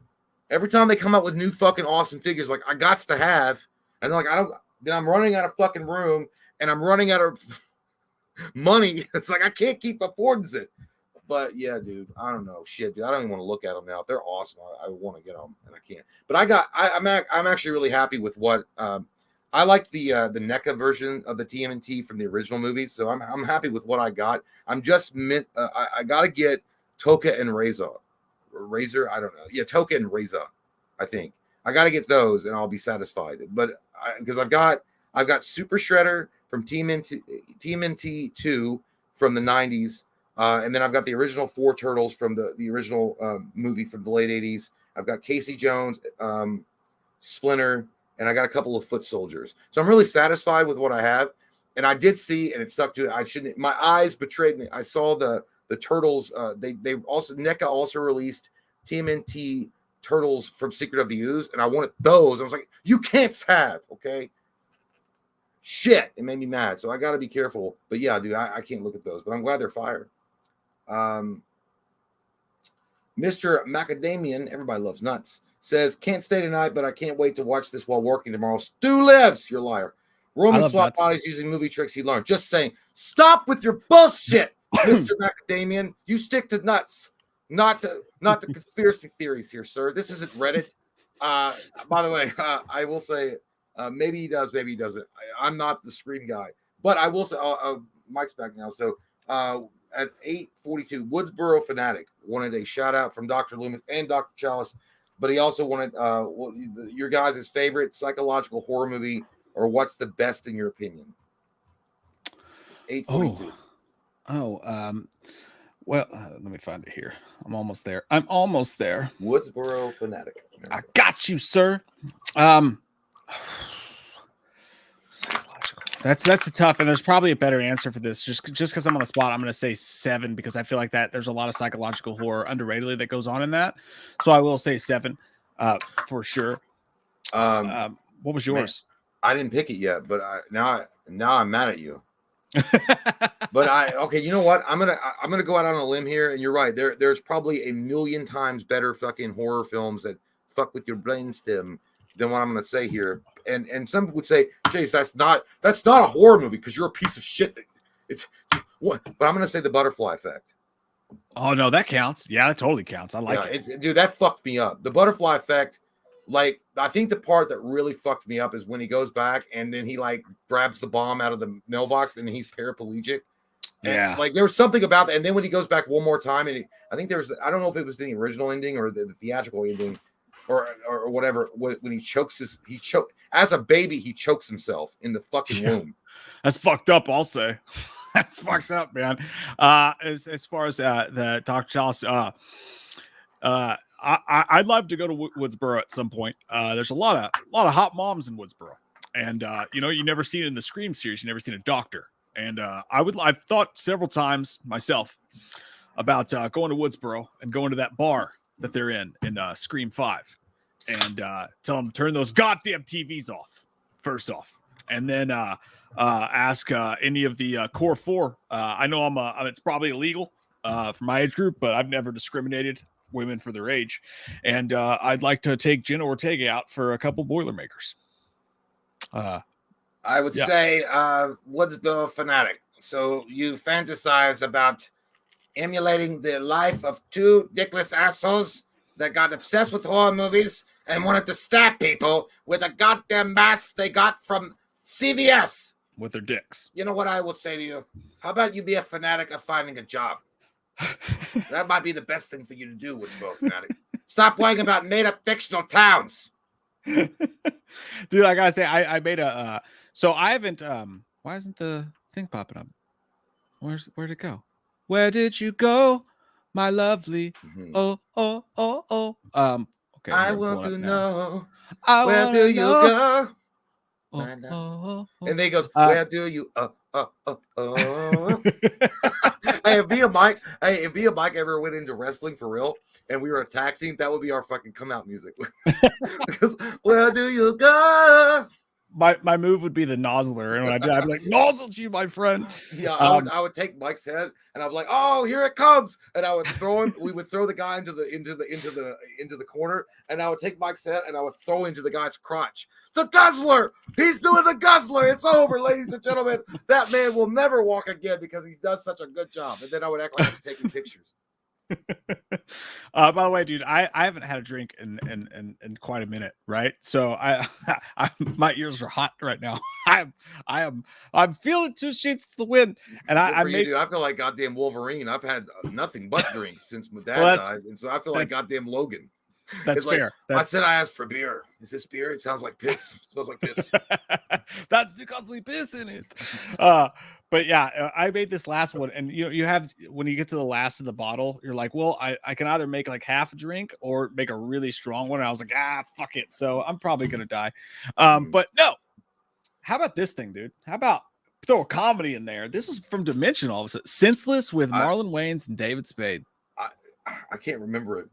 I know I've seen it. I just don't remember it. I don't remember it enough to vote on it. Well, there was this, and there was the Sixth Man, and I think the Sixth Man's. I do know that was a good one.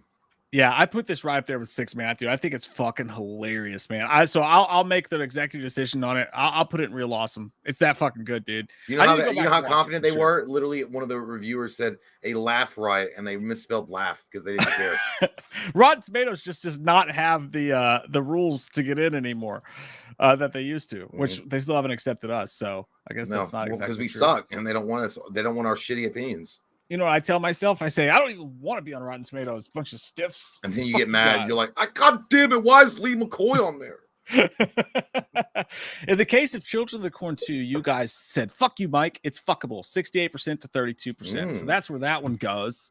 That's where it goes. What'd you say it was? I said it was real awesome. I fucking love that movie, dude. I really do. But fuck it. Fuckable is where it goes. As deemed. What the fuck is going on with that cover, dude? It looks like they're having like like Jesus is coming down over top of Stonehenge. It really is a terrible cover. It looks like Soul Not Survivors. Stonehenge, but what are the things where the big faces, the big statue faces? One of those islands. I don't fucking know. Buddha's Crack. Yeah, Buddha's Crack. That's the island in Tibet. Do you remember Mimic? I dude, like it's weird. Like I know these movies and I've seen them, but it's been forever. Like I feel like these are movies I watched once or maybe twice, and then I just never but there's no the memory has gone from me. The evil has gone from me. I can't. All right, I will say fuckable, dude, because as it's a really good movie. Like, it's fun to watch. It's a good time capsule of the time, and it's a total dimension film, up and down, left and right, in and around the hole. But it's too dark. Like, it's so dark, it's hard to tell what's going on because they really just couldn't do the special effects. I get it's enjoyable. Yeah. I'll say fuckable. Yeah, that's the problem, dude. I never understood that, and I understand why, like, directors or cinematographers or whatnot want to make the movie if it's a horror movie especially, they want to make the movie, like, they don't want to make it too bright. They want to have a dark tone, and they want to have a very, like, surrealistic type of atmosphere, and they want to shoot in a certain way. But if I can't fucking see what's going on, fuck you. I hate that shit. I'm like, I can't see shit. I can't see shit. Like, the characters in the movie aren't supposed to see shit, but I'm an audience member and I can't see shit either. Dude, fucking, I'm right there with you. Luke Stoltz said, I get Mimic and Relic mixed up. I always get those two movies mixed up because I think Relic's one of those movies too that's just too dark. I think Relic sucked. It had its moments. They had that whole they were in that library. I think it was like shit, maybe I'm getting it mixed up right now. I don't know. So this is one we have voted on before. But you bring this to my table and you ask me to vote. Here's what I said, dude. I said to myself, I went to put it where we put all these movies before, but here's the deal. I thought we would just leave this one tonight up to the audience because we caught so much shit because Jay and I put it in fucking all timer because we did. Yeah. Is it that good? Is it that good? Probably not. But for me and Jay, it's one of our favorite Halloween movies, and it's our most rented Halloween movie, and we love it so much. But I thought tonight I'd let you guys vote since we picked All-Timer last time. I'll put the vote in now. Oh, God, dude, I mean, for me, it's the angriest Michael's ever been, and the purest, like, sense of rage that Michael's ever shown on screen. And by the way, the operating room scene, get the fuck out of here, dude. It's probably the best scene ever of Michael Unleashed. I mean, let's just be honest, dude. When he goes ape shit in the operating room with the strobe effect lights, god damn, dude. The only way that could have been better is I wish they had put the Halloween theme music on when he was fucking doing it. So good, dude. So effing good. I love it. We'll see where you guys put it. You guys can vote on that now. In the meantime, how about old City of Angels? A little bit underrated. I liked it. I actually did like this movie. This is actually the only sequel of The Crow that is good in my opinion. I put it real awesome. Yeah. It's not an all-timer by any stretch. But dude, Iggy Pop was so disgusting, and he looks like he smells like poop, and he looks like he smells like pee, and he would be a bad guy, and like the way that he was, like just this disgusting, greasy dude was. And the guy that played the Crow, the new guy, and I can't remember the main character's name in the movie at all, but he was so he did such a great job following up an iconic role that Brandon Lee had done. And they didn't really try to remake what the Crow did. They just took elements of it, and so you knew it was a Crow sequel, but they did their own thing. Dude, it's an all-timer. Not an all-timer. It's a real awesome movie. But you could convince me for all-timer, but I'll put it at real awesome. I'm going to stick with real awesome for you as well. I think the argument, if there was any argument for me, it'd be between fuckable and real awesome. But just the fact that this movie is so maligned and unheralded, I think I'm so happy to stick it in real awesome and to stick that poster's badass too. Holy shit, it really is. Look at that. It says believe in the power of another. That's never what you want to hear when your wife says she's cheating on you. I heard my ex said that. But yeah, dude, I think that the guy who played the Crow did a great job. I hated this when it came out. But rewatching, I was like, that's good, man. It's got the same dark vibes. Iggy Pop does, by the way. Iggy Pop is basically like when you wake up after a bender and you're super fucking dehydrated and you just think you lost weight. That's what he looks like in front of the mirror. Dude. Yeah. Iggy Pop, Iggy Pop also looks like that fucking guy at the gas station when it's like 2:30 in the morning and you're drunk as fuck and you're trying to buy beer before you can't anymore. And he's like, "What's up, man? You trying to buy a beer? We gotta stop selling it at 2:35." I was like, "Dude, it's 2:33." He's like, "You better hurry. Come on, get to that goddamn cooler." Yeah. If you guys have not checked this out, definitely check out The Crow City of Angels. It's way better than you've been led to believe. I think you would have related to more because it's based around his kid more than it's not his wife. Well, yeah, it's just I think the end gets really fucked up. I think the ending sucks. Bad. Yeah, the ending sucks. Yeah. Yeah, but the rest of it's so good. But it's better than that bullshit they try to put out with fucking Edward Furlong. Holy shit! We will talk about this darkness. I don't want to. We will get into it. Again, I want to reiterate, I saved most of the Hellraisers for our Hellraiser, Texas Chainsaw Massacre, Child's Play, and whatnot ranking that we're going to do soon. But Hellraiser 3, Hell on Earth, I felt like is an interesting one to talk about because it's not bad. It's not bad. Like they start out in that nightclub and it's all like that it's all sexual. That's how everybody looked, by the way he looks when they got their stimulus check and they went on Amazon.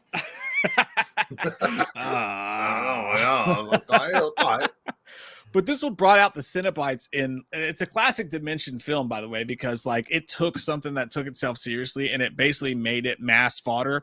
Like you've got the Cenobites out in the city streets shooting fucking CDs at people and shit, like it just went fucking buck wild crazy, but it wasn't bad. Well, what Hellraiser 3 did, Hellraiser 1 and 2, I've always looked at them like as one movie. It's very much one movie because it's such a continuation of Hellraiser 1, and it is very rooted in Clive Barker's idea of what Pinhead and the Cenobite should be, where they're a lot more of a quiet evil that lurks that will punish you when you summon them. This made this shit like goddamn like a Terminator type of movie. This is like, we're gonna take this shit to the street, dog. We're gonna GTA the fuck out of Hellraiser. Like, this is what they literally did. They made it very much an over-the-top horror action movie, which, to be honest, it kind of worked. And I felt like Doug Bradley was having a lot of fun. That's just my opinion. I felt like he was having a lot of fun because he got a lot more screen time and he got to be himself. He got to actually you get to see his face more than just for a second that you got to see it in Hellraiser 2. So Doug Bradley as an actor must have loved it because he got to perform as an actor. I will put it at, to be honest, I feel like it straddles the line between real awesome and fuckable, but I'll put it at fuckable because I know there's a lot. This is a very rushed, Hollywoodized version of what Hellraiser was supposed to be, and it took a while for them to get back to the actual formula that worked for Hellraiser. But just for fun, just for a fun movie with like over the top villains, this is a fuckable film. Yeah, I'm gonna stick with yours because you're a more of a purveyor of Hellraiser than I am. I agree with you though. Box, I came. I mean, we came. This is the one where he's like, blessed are they who come to my side. That was like, and then she was like, because there's a demon after me, and then the priest is like, my child, there's no such things as demons. Those are allegories. And he's like, then what the fuck is that? And he walks into the church, and like the shit starts exploding. Like that was. Dude, I hated watching that. I had to fast forward that because I'm a Christian and shit. I was like, I can't watch that. Like when he's like pulling the shit out and he's poking it and he does the whole. I'm like, oh my Lord, I can't take it. And then when I got older, I actually owned the figure. Yeah, and I'm like, I can't do that. There's fucking moments in it, man. How about this beast right here, the fucking Faculty, an all-time fucking inspired by a Scream movie. Josh Hartnett guaranteed to jack you up. The movie is not. The movie is not. Look, dude. The cover, by the way, is straight up Independence Day. It's except for it's the school instead of the thing. Yeah, it does. The movie on rewatch value, it's got all the nostalgia. It's got all the cool lines. It's got all the Screamisms, as I said to it. But the special effects are so shitty for sure. Yeah. I put out on Twitter a while back. I was like, The Faculty is a movie that needs a requel, even though they never made a sequel to it. Someone should go back with today's technology and do a sequel to The Faculty and get Josh Hartnett back. And Robert Rodriguez actually liked the tweet. So that tells you right there, Robert Rodriguez, I would love to see that fucking movie, dude. But for me, this is real awesome. I don't want to see a fucking requel. Just have the balls and say you want to remake it. You bunch of pussies. Well, just do a sequel. Just a straight up sequel. Well, a sequel would be good. Just call it a sequel. Because there is no requel because there was never never a sequel. Yeah, just do a sequel. Yeah. I would love that. That'd be great. I liked disturbing behavior more, but I understand that the sex appeal is in The Faculty. I mean, it has got some very, very attractive actors, by the way, just so you know. Josh Hartnett is a 10.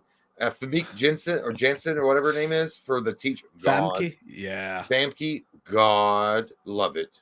Oh, yeah. Usher. Yeah. Whoa. It also has the one girl. The girl like the dark haired girl. I can't remember her name.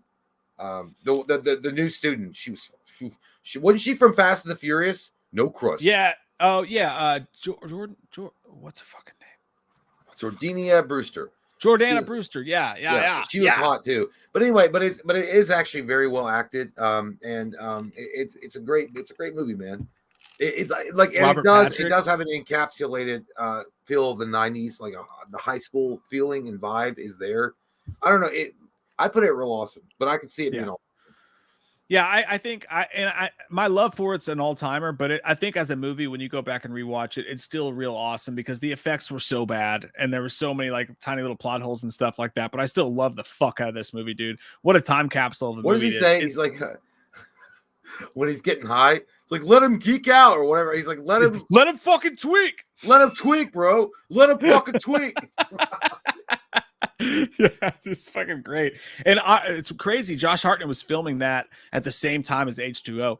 By the way, Josh Hartnett was in Oppenheimer. So fucking good. Dude, he was so good. Yeah, there was like a million people in that movie, but he had a pretty decent role in it. And you have to like stare at him to be like, who is that? Oh, fuck, that's Josh Hartnett. So he's broke. And he needed some money.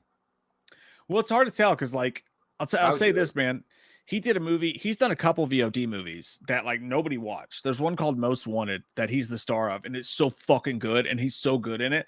But he's got enough money now to where he's like, I'm only gonna do shit I want to do. Like he's like Eve Sit in the 90s where they had a hit, you know, and like they were the it thing. But now he's like, I don't even want that. I just want to do it for the art, and I can appreciate that. Well, you know, I think that Josh Hartnett would have done really well in something like True Detective. Fuck yeah. Yeah. I think he would have done really, really well in that. Have you still not watched the first season of True Detective? No, I didn't. Do it. I watched the second season. Dude, I'm telling you, if you watch the first episode of True Detective season 1, you will call me and be like, dude, it's the greatest fucking I'm fucking obsessed with heels right now. I don't want to hear I don't want your fucking laugh. I don't want your laugh. If I gotta be my goddamn brother's keeper, then goddamn it, I'll be my brother's keeper. By the way, I gotta say, Stephen drinking show nails the fucking accent. Nails it. Oh yeah. I went back. I watched all the episodes of Heels season 1, all of them. I'm going to. Like, I love that fucking show so much. Clinton asked a good question. Have you seen Twisted Metal yet? The show? Have you watched that yet? No, I haven't watched that shit. No. I think it looks fun. I'm gonna check it out. But first, watch True Detective season 1. I'm telling you, Jay, if you need a drinking buddy, that show is your fucking drinking buddy. Dude, I want to watch. I want to go. In a bad way. Well, I want to go watch. I do. I kind of do want to see Gran Turismo, the racing movie. You couldn't pay me to watch that piece. No, because it feels like it would be like Days of Thunder. No, it's like, but I'm a gamer, dude. I'm a gamer. I can race cars now. They're not gamers in that. Is that what it is? Is he just a gamer and then he like gets they run a contest for gamers and he's like, I'm not just a gamer. I can really do it. And they're like, and David Harbour's like, I've got to train this kid to be a real racer. Oh yeah, David Harbour's in it. I do want to see it because David Harbour's in it. I like David Harbour, but I would rather poop on your mouth. Well, I'd rather do that for fun anyways, but you know. There's a whole section of Pornhub for that. Just for good times. Another Hellraiser I stuck in here just because Jay and I love it so fucking much. Hellraiser Inferno. That's gonna be real awesome. That's real awesome. I don't want to argue about it. I don't want to talk about it. It's real awesome, guys. Okay, that's a real awesome movie because you got to remember when we were talking about Hellraiser 3, it was a very Hollywoodized film. When Hellraiser 4 Bloodlines came out, that was super big time, all over the top. Hollywoodized, okay? That was very much cookie cutter, into the line, Freddy's Dead type of thing. It was better than Freddy's Dead, but very much a big budget was there, and they used it, and it really didn't feel like Hellraiser. It was good-ish. This got back to the roots of what Hellraiser was, and this was a straight to video. And dude, it was fucking scary. There was I love that they concentrated on the detective alone. It wasn't this big, giant production. It was like his own personal hell when he opened the box, and he was a corrupt, disgusting ass piece of shit detective.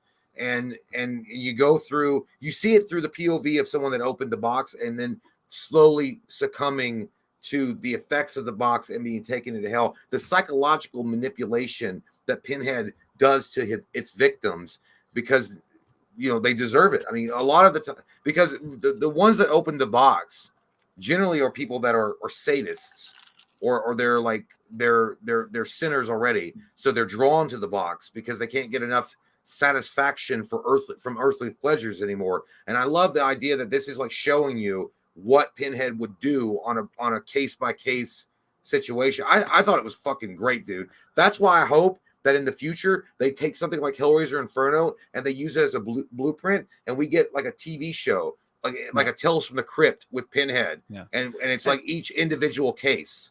And it's directed by Scott Derrickson, who directed movies like Sinister and Doctor Strange and shit like that. Exorcism of Emily Rose. I think it's real awesome as well. It's, to me, this is the closest version of Max Payne that we've ever gotten to TV. It's like Max Payne. It's actually, but there's moments in this movie that are actually fucking scary. It's so underrated as a movie.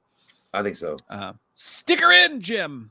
Sticker on. Sticker inside. It was weird because I remember renting this after Bloodlines came out, and when Bloodlines came out, it said it was the final fucking thing. And then I saw Inferno because there was no advertisement for it because it was straight to video, straight to VHS. I'm like, what the fuck? How do I not know that Stan Lee is coming to my mall? Like, it was like that moment, like in Mall One side red. Yeah, it was like that. And then I saw it. I'm like, I rented it right away, and I was like, holy shit, it's fucking scary. Just because a guy reads comics, you don't think he can start some shit? Okay, we did a Patreon review of this one, the original version of it, Night Watch. Do you remember the Ewan McGregor version? I cannot remember now. Okay, I'll just stick it right the fucking real awesome then. If you don't remember, this movie is so many times, like there's so many of us who are like, man, I just want to watch a movie I've never seen before that really kicks ass. And I always recommend this to people. Night Watch with Ewan McGregor and Josh Brolin, Patricia Arquette, Nick Nolte. The cast is amazing. Yeah, that's an amazing cast. Holy shit. Yeah. It's this dude who gets a night shift at fucking it's sort of this punk rock dude who gets a night shift at a morgue, and there's this serial killer on the loose. You gotta fucking watch it, guys. I promise you'll thank me later. It's I was gonna say, awesome. if you keep telling me about it, I might remember it. But yeah, I remember, like, the name is familiar. I don't remember. Yeah, we watched like the French version of it or some shit together for the Patreon. But yeah, it's such okay. Well, dude, then I must have never watched that version. I'm telling you, man. Like, look at this. Look at how fucking many real awesomes there are. Dimension's kind of fucking kicking ass right now. They're doing good. They are doing. He's surprised. Right, he's very surprised. That's why they call this the Kumite Kid. All right, Jay, these next two movies I need your opinion on because I didn't see either of them because I don't like that fantasy shit. How about the Brothers Grimm? It's Matt Damon, Heath Ledger. No, it's fuckable. Okay. Is it enough for me? It's fine. You know what? It's an okay movie. Like, they do a decent job of capturing the idea of what the Grimm brothers did. They do it in the stories that the Grimm brothers told. And I do like the fact that they're kind of like charlatans. They're kind of like snake oil salesmen. And the way that they breeze through town, and they have this pitch on that they're monster hunters and they're collecting stories. Heath Ledger is more of the nerdy guy that's actually writing shit down, and Matt Damon is the salesperson, which that makes total fucking sense, especially when this movie came out. It's not a bad movie. It's not great by any stretch, but I feel like it's a fuckable movie because it's not like, I was never bored when I watched it. Much like Van Helsing with Hugh Jackman. It was an all right movie. Yeah. I don't know because I never watched it. I say fuck fantasy. My fantasies are on Pornhub. And actually, I don't care. Mike only wants to see fucking like gay porn with hobbits, not watch the hobbits. Stepson and stepbrother. Dude, Beowulf is fucking okay. But you gonna put that in real awesome. You put that in real awesome. Oh my god. It's fucking amazing, dude. Beowulf is, I'm kidding. I can't remember it. I'll put it to a vote for you guys. In the meantime, Halloween I think 6. it was good. I think I had to watch this in one of my classes in high school. I never saw it. I think it's a decent film, but I don't remember. It might not be. I never saw it. I like the cast though. Ray Winstone, rest in peace. Yeah. Fucking one of the best Punishers. Anthony Hopkins, John Malkovich, Angelina Jolie. Which fuck her, but like, Ray Winstone was Punisher. You meant Ray Stevens. Shut up, dude. That's what I said. Yeah, Ray Winstone. Maybe he could have been a good Punisher. I don't know. But he's not dead. My bad. My apologies, everyone. Yeah, I definitely thought that said that. No, in the case of Halloween 6, though, Jay and I said all-timer. And you know what? 37% what% of people agreed with us? 38% said real awesome though. Oh, and shit. I'll go with that. I'm good with that though. Like most people would dude. put it in real awesome. Most people would poo-poo the shit out of that. We caught shit for that, but we weren't that far off. People almost agreed with us. That's pretty good, man. That's a hell of a fucking vote right there. I like that vote. That vote. I like our fucking crowd, Jay. Yeah, we got a great fucking crowd. We only have space for one more goddamn real awesome already. We're halfway through the fucking show. We cannot go over again. Oh my fucking Lord, my dude. God, dude. We'll just start deleting shit if we have to. We're gonna have to start making a grid. I don't know what the fuck we going to. We got to make a grid bigger. I'll just start popping shit out. Bigger. I'll just start popping shit out if that's the case this time. We won't stop. Can't stop addicted to the shedding dick. We'll do it either way. What were we doing? Oh, I was gonna put Beowulf to a. I was like, I remember watching Beowulf in class in high school, and I think I remember liking it, but it could have been just like I was like happy that it was like almost 3:15. I could go home because it was like the end of the day. I think I liked it though. I think it was good. I don't know. There's definitely worse things to do in class than watch fucking Beowulf. How about old Starsky and Hutch? It's Beowulf, you fucking shut up, bitch. I wrote the fucking movie. I know what it's called. Starsky, you wrote this? God damn. No, give me some fucking royalties, whore. I wrote Beowulf. Dude, I never got into I never watched it. I never watched it. I'll just say it's fuckable at best. Like it had some funny one-liners in it, but they tried too hard to really go back to that whole 70s vibe. And I was like, I don't give a shit. Yeah. Damn, dude, he really stretched for his fucking role, huh? Not. Yeah. I say fuckable just to be nice and get out of here, Starsky and Hutch. Nobody ever gave a fuck about that movie. I feel like. I think that's why I didn't care about it when it came out. I was like, I had no desire to watch Starsky and Hutch. Starch my clothes, Husky. Starch. Yeah, and I never loved what's the Will Ferrell basketball movie? The 70s basketball movie? Yeah, about the ABA. Oh fuck, what's that called? Shit. Pelicans. What the fuck was it? Fly, Pelican fly. No, oh yeah. Fuck, dude. How the fuck do we not know this? God damn it. Fuck! I'm gonna murder some people tonight. I swear to God. Semi-pro. Thank you, Bat Seal. Semi-pro. Semi-pro, yeah. The only funny part of that movie that I remember is, well, there was two things. When that guy called him a jive turkey, he's like, "What'd you say? You don't call nobody a jive turkey." Yeah. And then when he's fighting with the ref, he's like, "I'll kill your family. I'll murder your whole family." And then they're like, "Whoa." You know what? I feel like, and I don't say this lightly, and I'm not trying to like throw like shade at Will Ferrell, but I do feel like in that movie that he was, he definitely like he phoned it in a lot because he didn't have to. He wasn't the main. He really wasn't the main character in the movie. Well, yeah. No, they had Will Patrick or whoever it was, but he wasn't really the main character. Oh my God. So he just like popped in and he did some funny shit a couple of every few scenes, and then he kind of like, but you know what I mean, he really didn't have to really fucking be there all the time like he did like in Step Brothers. And well, you know what, I can't even say this. He didn't. Okay, here's a question for you guys. Was Will Ferrell, was he funnier than George C. Reilly? Because I don't think he was. You know what, dude? I actually agree with you. I don't think he was. I think John C. Reilly is John funnier. C. Reilly was really good. That's what I said. And I can't wait to watch fucking Winning Time. The season 2. That's another show you got to watch. Winning Time season John 1. C. Reilly? I think it's John or George. I thought it was George C. Reilly. John. George was his father. I worked with him down at the docks. John Jacob Jigleheimer Smith. Oh my God. But yeah, I think that John C. Reilly was actually funnier than Will Ferrell and Step Brothers. He was also a Night Watch. Mike says, "Oh, it's John. It is John. John. Like I said, Beowulf. Everybody says is fuckable. Okay, get your CGI looking fucking ass down. That does it. That literally looks like the cover of an Xbox game. At best, that's a fuckable movie. At best, just from the cover alone. Bo cunt. Bo. Dude, I know it's early. Moist. I gotta go piss really bad. Do it. Go pee. I don't care. You got a lot of corn nuggets of children's. So you go through those. I've not seen any of those. So I'm gonna slap it on real fast. Go tinkle. Go full screen, bitch, so I can get up. Fine. I can't go full screen because we have the screen on. Hang on. I'll do this. Watch. Hang on. Fuck. Where am I right now? Oh yeah, never. You can't do it. Don't do it. You'll fuck shit up. No, I already fucked it up. What did I do? Right, just go back. It's fine. What's happening? I'm gonna back out slow. I can make it cool again, Steven. All right, go. Just go. Fucking go then. I can't see the hole in your crotch.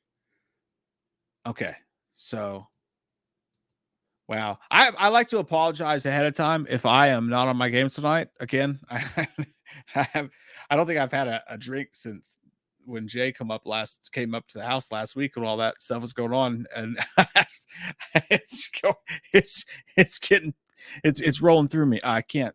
He's already gone though. Okay, so all right. Children of the Corn 5. I don't even remember it. And I remember almost all these movies and how fucking shitty they were. So Children of the Corn 5, just quick to the point. Get your ass and sucks my butt, Steve. Nobody knows or cares about you. Shut the fuck up. Shut your fucking mouth. I know that Jay hasn't seen Venom. Venom was actually produced by Kevin Williamson of Scream. And actually, it's a fun slasher movie. It's not what I would call good, but it's a fun slasher movie with a kind of cool voodoo story. Like this, there's a bunch of snakes involved, and there's like this corpse, and there's this trucker, and like all this fucked up shit. Pretty cool origin story. Some pretty good kills. The only problem with Venom was, and I watched this, I did a Kevin Williamson movie ranking a couple months ago where I talked about it a lot more in depth. But in this movie, the problem was it had some really good things going for it. It had a really cool slasher storyline going for it, right? And had like the bio and all that, the bio and all that shit. But it tried to do this Saw thing where all of a sudden, like they'd be filming a good slasher movie, but then all of a sudden it'd be like, and everything would be like gray and like green and yellow and shit because they were trying to rip off Saw, and it just got super corny. I'll put Venom in fuckable, but it totally had potential to be real awesome, no doubt about it. That's where I throw Venom. Get your ass down there, you little hoe. Let's see. I don't believe Jay's seen All the Boys Love Mandy Lane. This was a movie that is, to me, was the definition of fuckable. It was entertaining. I enjoyed watching it. It had some fun slasher elements to it, but I don't remember fucking shit about it except for Mandy Lane was hot and there was a lot of murder and it wasn't that bad of a story. It had some cool story aspects to it, for sure. So tinges of real awesome, but was totally fuckable as a film. Just I can't remember shit about it, to be honest with you. How about old Teaching Mrs. Tingle? Well, I'll wait for Jay for that one. I think he's seen that one. Let's see. What's something on here that Jay has not seen? While he's goon. Cut through.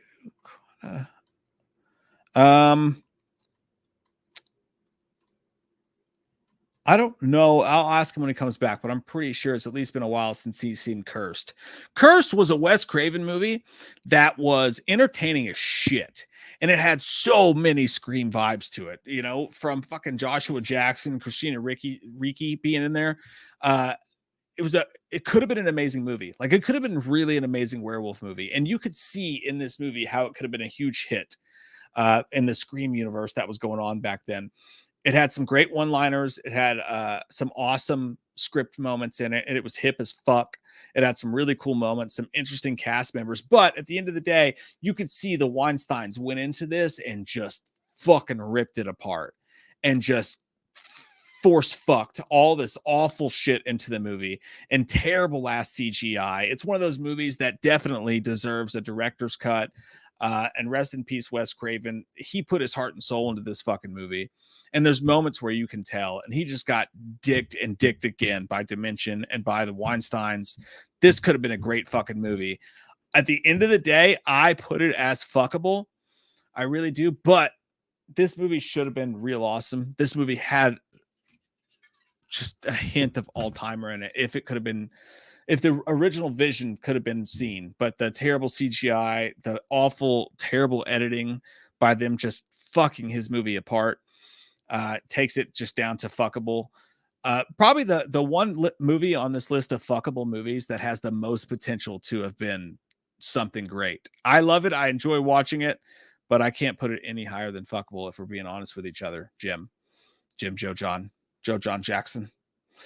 In the case of Beowulf, we already said that. We put it in fuckable. I don't know why that poll's still up. My bad.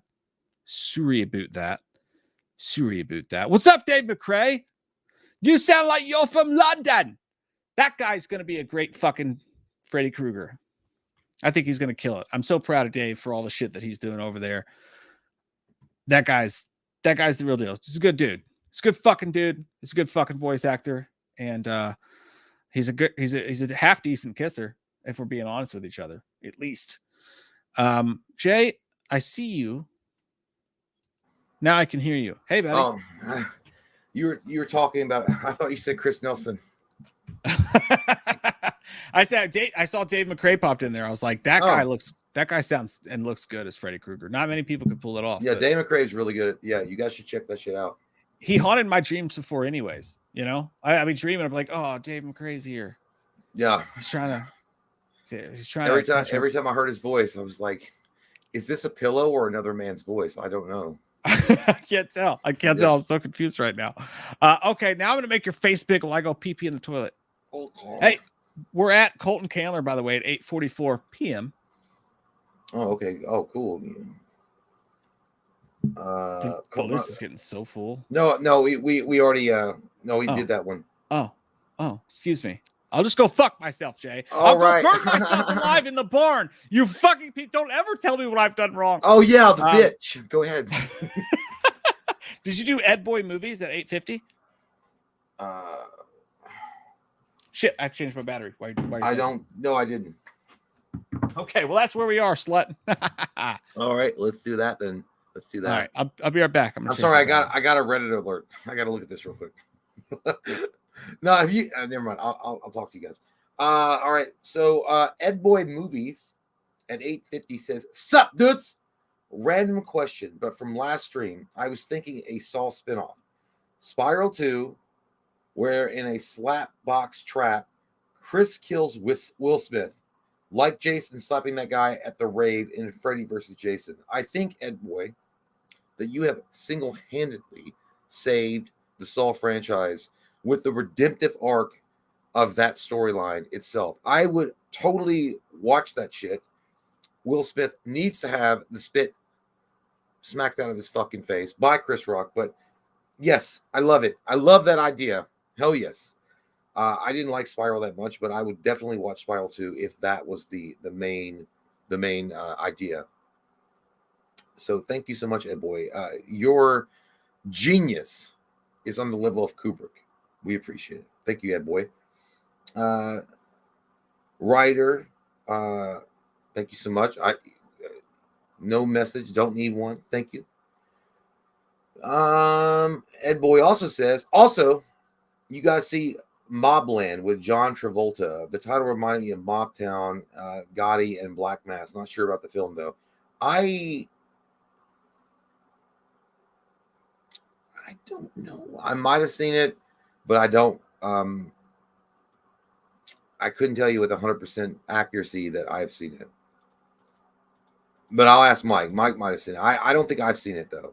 But yeah, you're right though. The title alone definitely sounds like those other films. But again, thank you, Ed Boy. Really generous of you. Thank you. Cobra Monk 78.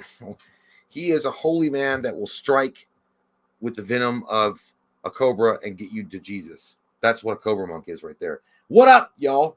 Love you guys and your content. Just wondering if any of y'all are car guys, and if so, what do y'all like? God bless you both.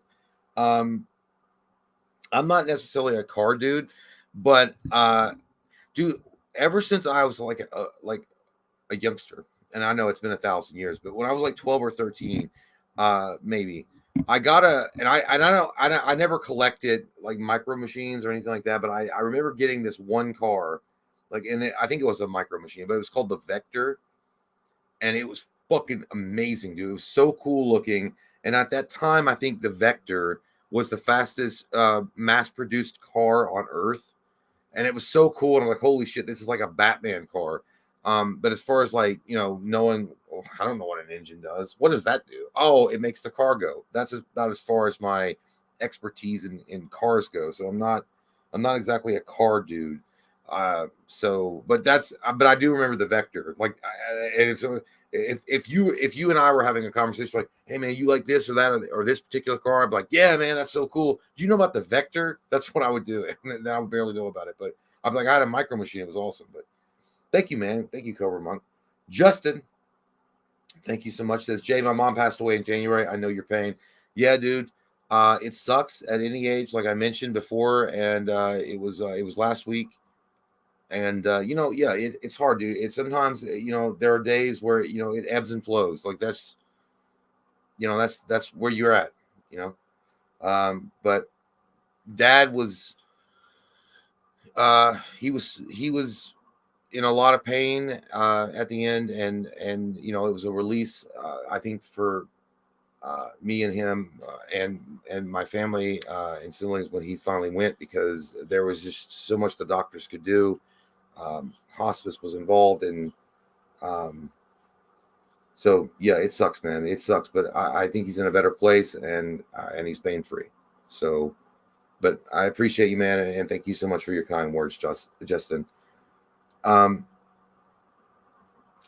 through.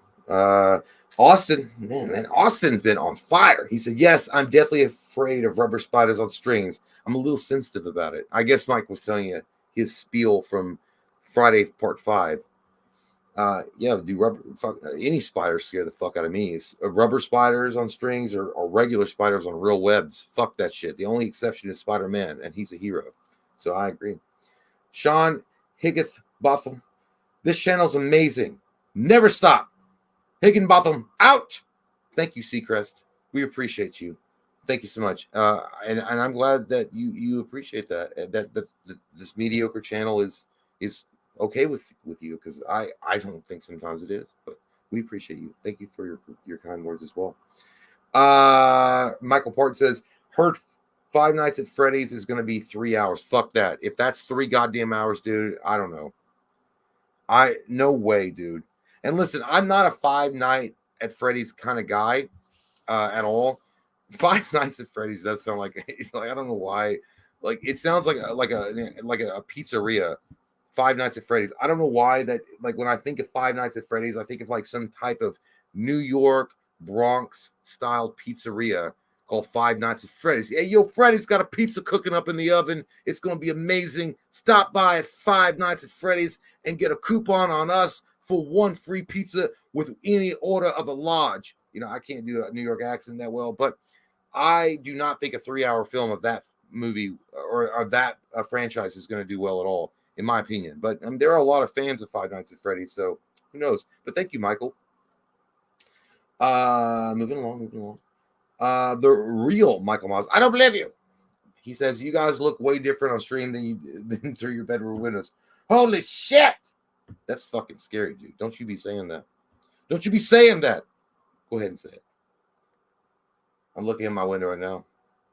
And hopefully at you. But then thank you, the real I'm Michael gay. Myers. Yeah. Mike What? has to shout it out loud. Like he's like a born again Christian. He loves cock and he just wants to scream it to the top. I need you to know this. There was a question earlier about I'm at, by the way, I'm at 9:17, so I'm just going to go back real quick. There was a question that I think you'd be able to answer better.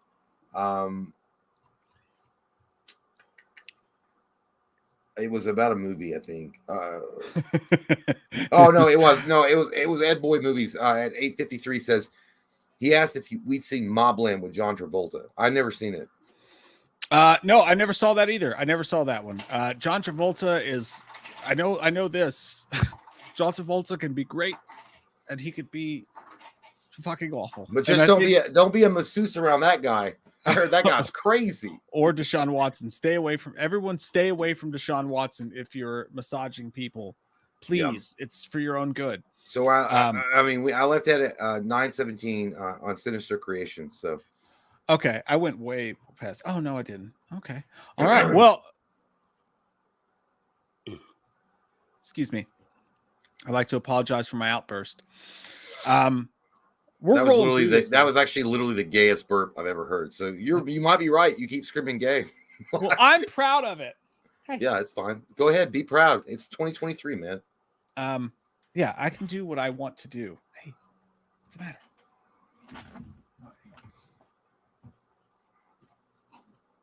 Oh, everyone just saw my butt crack. Oh, everyone saw my butt crack, and it's your fault. I did. I spelled it too. Stop hitting me, dude. That's what I'm talking about right there. That's not okay. It's not all right. Hey, have you ever seen Bad Whoa. Family? No. I don't know what that Do you is. think it's all-timer, real awesome, sort of okay, or do you think it stinks like Steve's butt?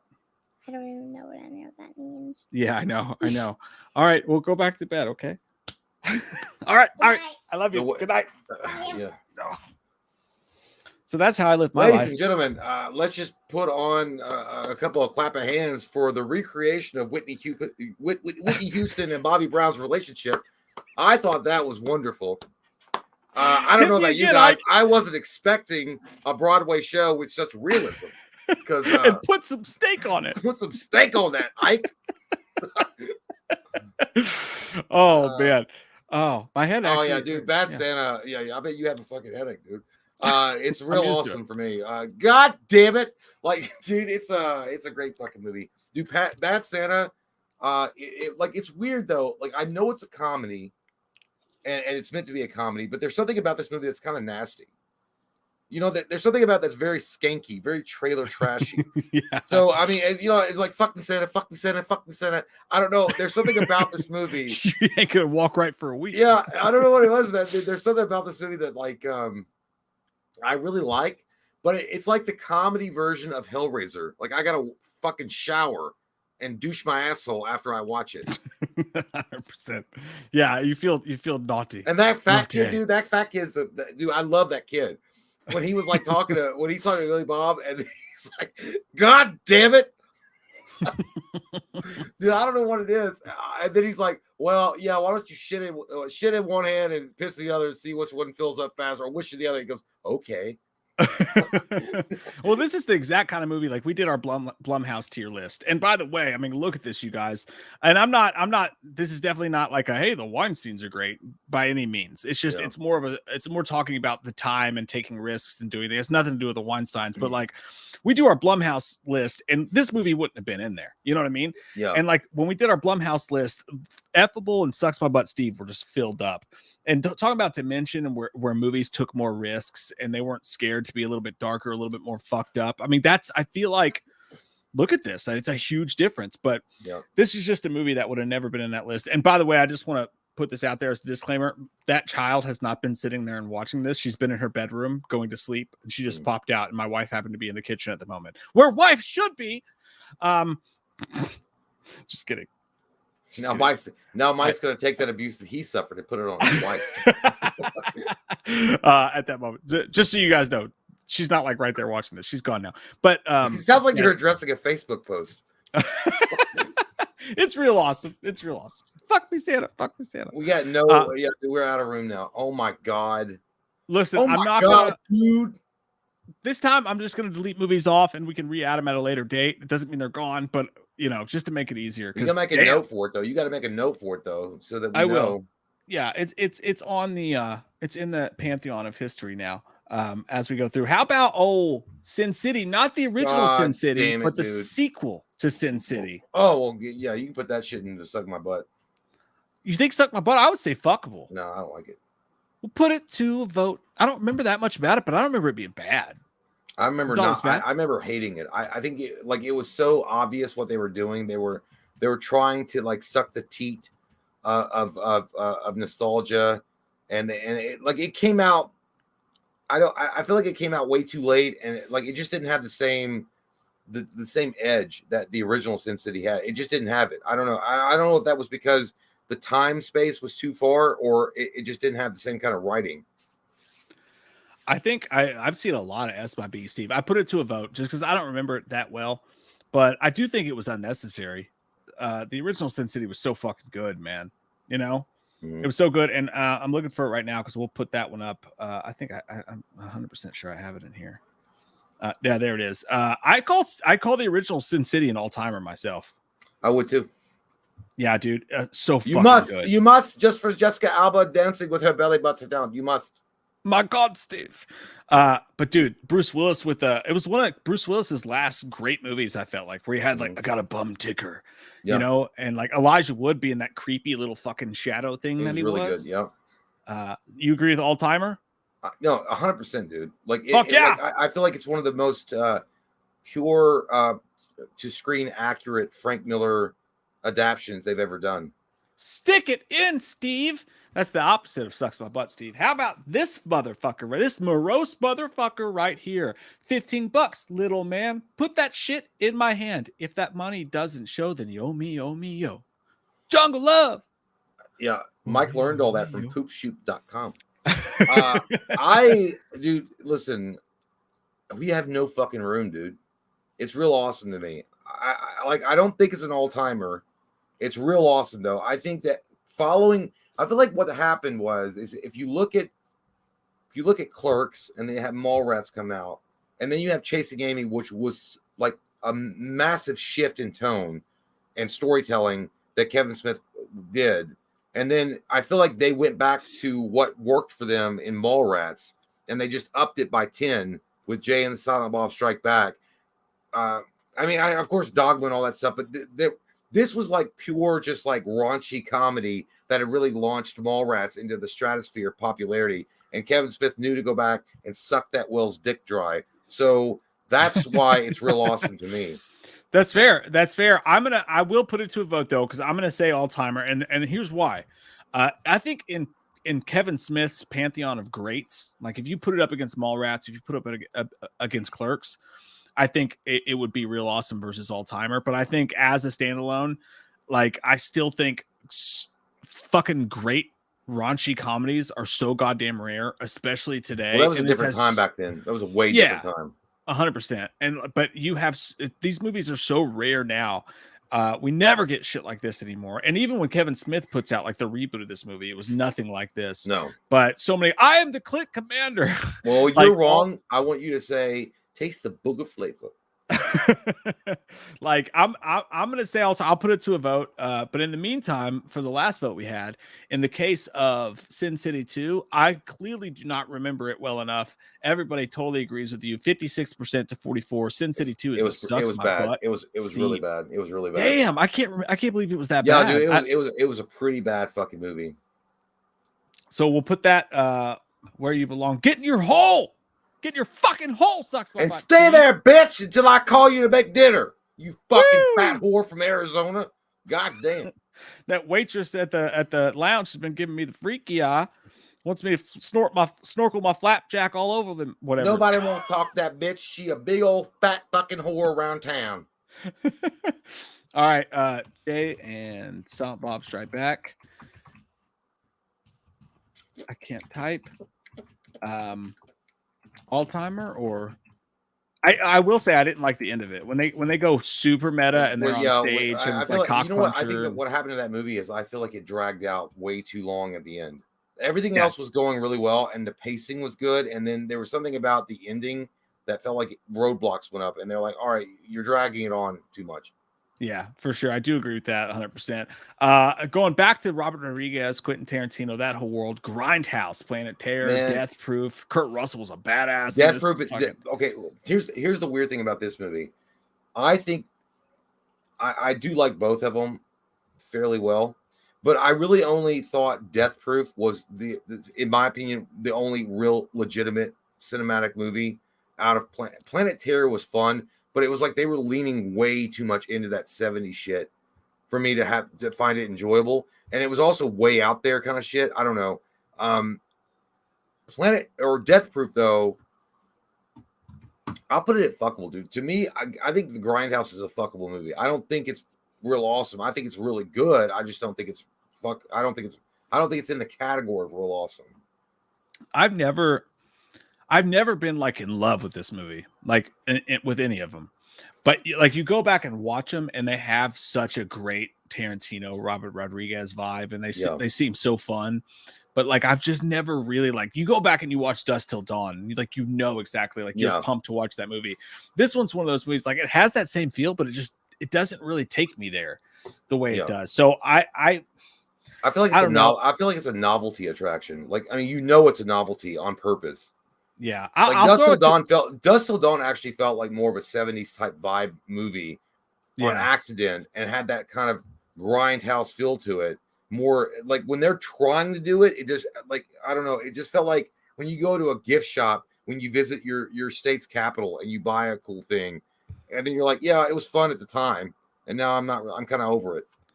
Yeah, I'm right there with you. I'm just stuck. I'm really stuck between fuckable and real awesome. So I'll throw it to a vote as well. But going back to as you guys have voted now on Jay and Silent Bob Strike Back, all timer 60% to 40%. They say sticker in the old timer, you old piece of shit. It's a motherfucking time. Would you fuck me? I'd fuck me. Oh. Jungle Love. Jay and Silent Bob Strike Back goes to all timer status, and I will put the other one to a vote right now, and I'll put all three in there. For shit, what's the overall name of it? It's Grindhouse, right? By the way, I ate at that Grindhouse Burgers, which is ran by like some of those people. Really good burgers. Wow. Yeah, really good burgers. That's all I have to say about it. Is it sponsored by Rose McGowan? There's a lot of bitch in there. She was really hot in that. You got. She was hot in that. Yeah. Yeah, that's the truth. And in Phantoms, before and she went Scream. to look like Sinead O'Connor from Wish. This is all you, dude. I don't remember this movie. Dude, Dracula 2000. Man,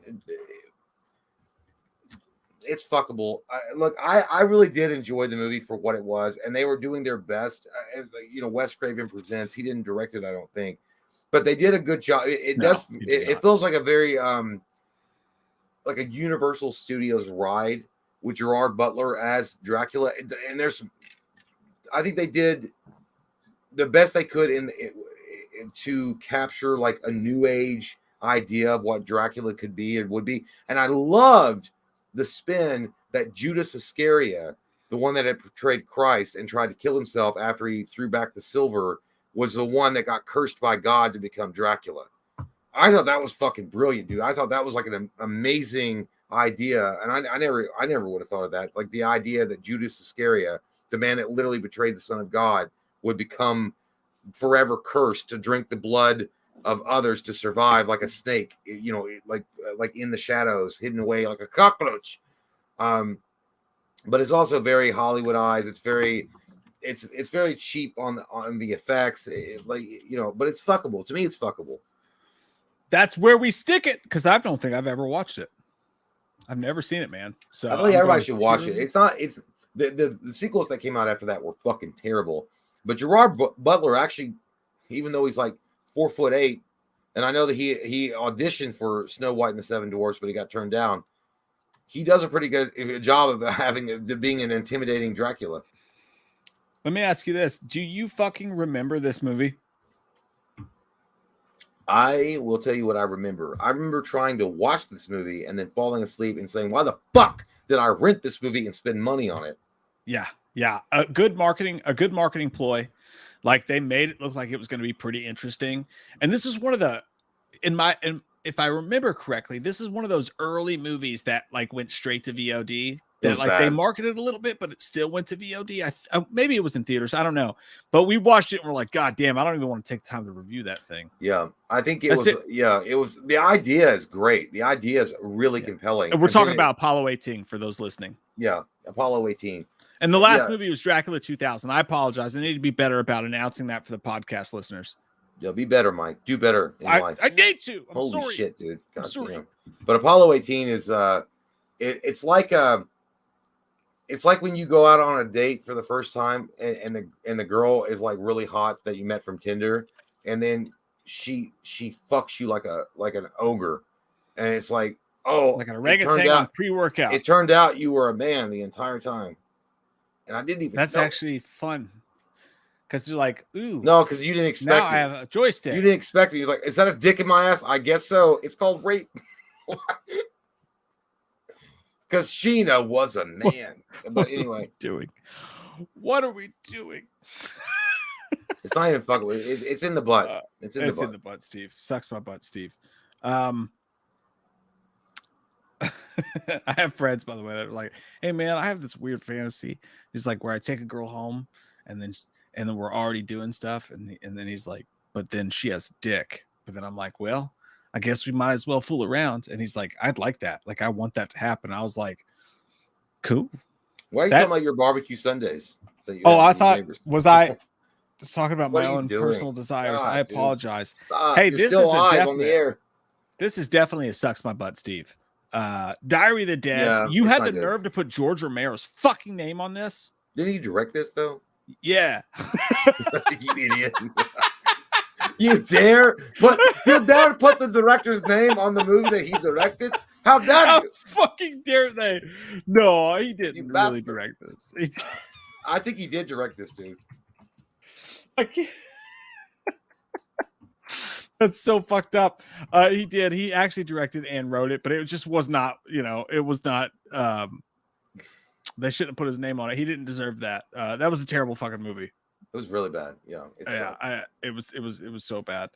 I was just trying to give George some credit. I was trying to help him out, Mike's like that asshole that runs on stage like, kill Whitey. Oh, Scary Movie 3, dude. Leslie that's- Nielsen, Charlie Sheen should be great, right? No. I don't remember, dude. You know what runs together with Scary Movie 3 and 4 to me.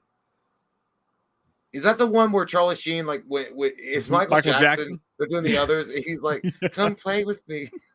That's You are my father." I think I can't remember. Fuckable, man. Didn't they do the Brokeback Mountain scene in this one I can't remember for sure. with Chris to be Rock? honest with you. That might have been the fourth one. I know it was like, to me, it was like, it was all right. Like, it was okay. It was like, I'll laugh a couple times. Did they do the 8 Mile thing with the white kid that wanted to be a rapper and he pulls the suit up and he's in the KKK? Yes. Yeah. That's in this one. It's fuckable. Sure. It's fuckable. It's funny. Yeah. I think it was all right and fuckable. And not that because there's a KKK thing. It's funny. Oh, yeah. Sure, Jay. There's a lot of whatever, Jay. Hey, I'm not the one with Twitter. Stick with what you mean. Hey, this was a fucking hot shit piece of shit. We watched this Mindhunters. This was a Patreon review Jay and I did. Amazing cast. Fucking LL Cool J, goddamn Val Kilmer, Christian Slater was in this, and it was like, it seemed like a cool story, cool cast, but damn was it terrible. I can't vote because I can't remember it. I guess I checked out. I protected myself. I'm gonna put it in fuckable, dude. I'm gonna put it in fuckable just to be nice. Mindhunters was like sort of watchable, but you could definitely argue sucks my butt, Steve. I'm gonna put it in this little corner right here. This little hidey hole. I think maybe we should add another tier going forward. I think we're gonna have to.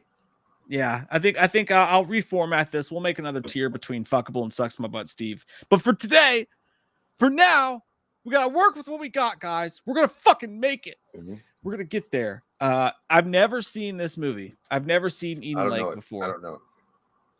So that I don't know you.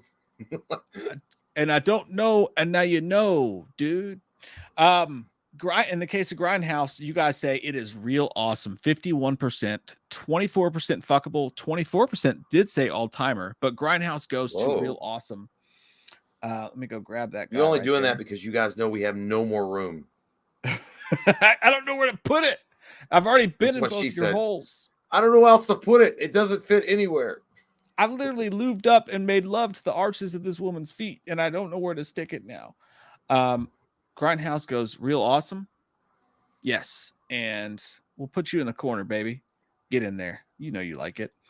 As far as Eden Lake, that's the chick from fucking the girl I fucking hate from Yellowstone, I think. Oh yeah, that bitch. Oh my god. This therapy sucks my butt then. Fuck that whore. And what she tried to do that family up in there in Montana. The character. In Montana.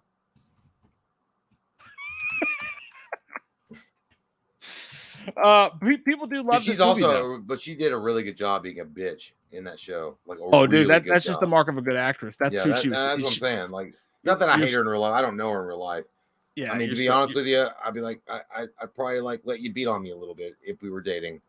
But as far as like, but no, she's a great actress. Dude, I got to go real awesome. I got to go real awesome. Really? Oh no! You hate this movie? You son of I a don't hate bitch. it at all, but I'd say it's fuckable at best. It's corny as shit. All right, well, it's let's like just it's like Wish.com Matrix, dude. All right, fine, whatever. We'll do it. I don't want to argue anymore. Okay. I feel like we're at marriage counseling. I won't argue. Karab said all timer. Damn. No, dude, it's not an all timer. What the fuck, dude? Dude, everybody's saying all timer. What? Except for D-Land said fuckable. All right, we'll put it to a vote, man. I think it's real awesome in my opinion. I love this movie a lot, dude. Let's revisit it in a second since we already have a vote going. I didn't realize it was going to be such a thing. Dude, how about Reindeer Games? Don't remember it. You don't know Reindeer Games? No, dude, it's all this your movie show at this point. I don't. Fucking this movie fucking rules. It's real awesome, dude. Reindeer Games is real fucking awesome. Ben Affleck, Gary Sinise is the bad guy, just like he was in Ransom. Give me the money. Give it back. Dude, Reindeer Games is such an underrated action thriller. They did the Ocean's 11 thing before Ocean's 11. So fucking bad. It was like Ocean's 11 meets Con Air, starring Ben Affleck, and him and Charlize Theron have a fucking sexy hot sex scene. It's so good. Yeah. Do you think that Ben Affleck looked like that when Garner found out that he was cheating on her? He's got that fucking like he's looking at his phone ringing. And she's like, or maybe the lawyer showing up at his front door and be like, "Hey, here's divorce papers." Did he look like that with that girl on the airplane with Tom Brady? If you guys, I'm telling you all, if you guys have never seen Reindeer Games and you want to watch an action thriller, please do me a favor and watch fucking Reindeer Games tonight or this week and report back. Let us know how you feel. I'm sticking it in real awesome. It's so underrated. It's not perfect, but goddamn, is it awesome. Get in there, Reindeer Games, you piece of shit. Hey, we're scooting. We're fucking scooting, dude. How do you feel about the others? Well, I don't want to take others' opinions when I vote on this, but to be honest with you, I think it's real awesome, but I can understand why someone will put it at an all-timer. I think that what takes away from this movie, it's too fucking long, dude. It is too fucking long. There's a great twist to it, and it is definitely a movie that you have to involve yourself in to really understand what's going on and to be like shocked when it happens. But I feel like it's way too fucking long, and they were trying to do some artsy fartsy shit with it. As far as like that, they were doing their best to make you not know what was happening. Like they were doing it in a very subtle way, but it was just. This was like watching a goddamn Broadway play in a movie. You know, look, like that's the best I could describe it. And I feel like it's real awesome. It's a great payoff, but it takes so fucking long. You have to invest, bitch. Like it's like investing in a stock. You know what? Like in Wall Street. It's like investing in a stock and watching it grow and then finally cashing out. And you're like, God damn it, yes, I made 10,000. I see what you're saying. It's one of those movies. It's just like M. Night Shyamalan's Devil to me. Every single time I see it, it pops up and I go, fuck, I forgot the twist. And I watch it again and then I go, fuck, that was an awesome twist. And I love those so kind of movies. Goddamn long, dude. Right. So I'll put this one to a vote because I think all timer because to me it's so different. No, it's unlike any other movie to me. Like it stands alone. It's not perfect or anything. It's not that entertaining, like you said, but like I do love it. I'll say all timer because it's just no. Don't get me wrong. I find it entertaining. You have to invest. I see what you're saying, and we need investors. Maybe you. I know, dude. No. It's like, but it's like it's like a crack addict that turned gambler, and they get a fucking guy on Wall Street. They're like, but when do I see my money? I need it. 877 cash now. In the case of Eden Lake, neither Jay or I have ever seen it, and I've been told to watch it 1,000 times. But you guys say Eden Lake 32% real awesome, 33% fuckable, but the winner is Sucks My Butt Steve at 36%. Put it down in there. Fuck you, bitch. Drown in that lake and never come back to Montana again. But Daddy, so I'll put the others to a vote. You know what? Now. That's why I lost interest in Yellowstone because she never got her comeuppance, or not her comeuppance. She never, at least not yet. She never got her goddamn karma. If she got like a good fucking karma, I do then I'd hate be her like, in that. fuck yeah, dude. Hey, you know what we don't have to talk about? No. Because we know it's going. Go straight to hell. Yeah, Do yeah. not pass go. Yeah. Do not collect $200. You God. fucking embarrassment on film and The Crow. Yeah. The Crow, Wicked Prayer. Oh shit, that looks like Bam Margera's fucking goddamn jail pick. It's Bam Margera's fanfic, dude. This is goddamn Bam Margera after he gets out of jail. Tara Reid, Edward Furlong, and David Boreanaz in The Crow, Wicked Pair, Passion. You know, it's funny. Revenge, I can't eternity, talk shit like about David herpes. Boreanaz or whatever. Wasn't he in goddamn Angel? Bones. I think it was Bones or Angel. Bones? Yeah, one of them. Whatever. Yeah, because my wife said, "Oh, he's a good actor." I'm like, shut the fuck up. Watch his performance in The Crow, Wicked Prayer. Get your ass in the basement, you piece of shit. I don't want to hear Go you. on. Yeah. Go on now. Disgusting. What a disgusting piece of trash. You hit Trash! that mechanical asshole out of here. Feast. Trash. No, I don't know. I can't remember. Feast, I will call the definition of fuckable, dude. This was made by Matt Damon and Ben Affleck's Red Light, Green Light 1, 2, 3 show that they did on HBO. And it was fun. It starred Jay Muse in it, actually. It was fun. It was irreverent. It was a good time. It was Grindhouse at its best. It was never great, but it was a really fun watch. It's the definition of fuckable, in my opinion. We'll stick right in there. Go on now. Get in there. Go in there. Go in the goddamn bar and we'll come get you later. Hey, fuckable's not bad. That's where Jay and I live. We live in fuckable territory. Hopefully, in our best days. No, I don't. You know? I mean, more like sucks my butt, Steve. Especially when they meet us in real life. Well, it depends on which woman you talk to. It's fine. Dark Skies. Dark Skies. From what I think that we liked it. I think we watched this movie. I know we watched it in the theater. I think that we always kind of liked it. I feel like it wasn't a bad movie at all. I feel like it was a fuckable movie. I think it was a decent flick.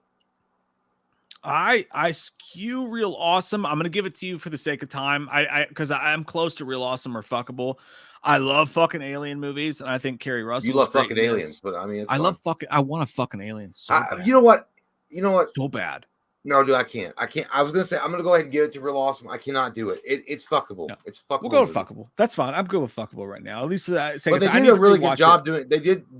It's funny how they had the Paranormal Activity I gotta watch that movie again. It does feel like a Paranormal Activity movie with aliens. Yeah, it had some great moments in there. I'll go fuckable, but I do want to just point out that could be a Real Awesome because enjoy it so much just for the sake of time. We have a lot of movies we're going through here, you guys. Let's see. I thought we did this for the remakes, but I guess we did not because I couldn't find it. The Black Christmas 2006-ish around there remake where they baked human skin cookies. Yeah. Well, I think there's only one place for human skin cookies. It's in Steve's ass.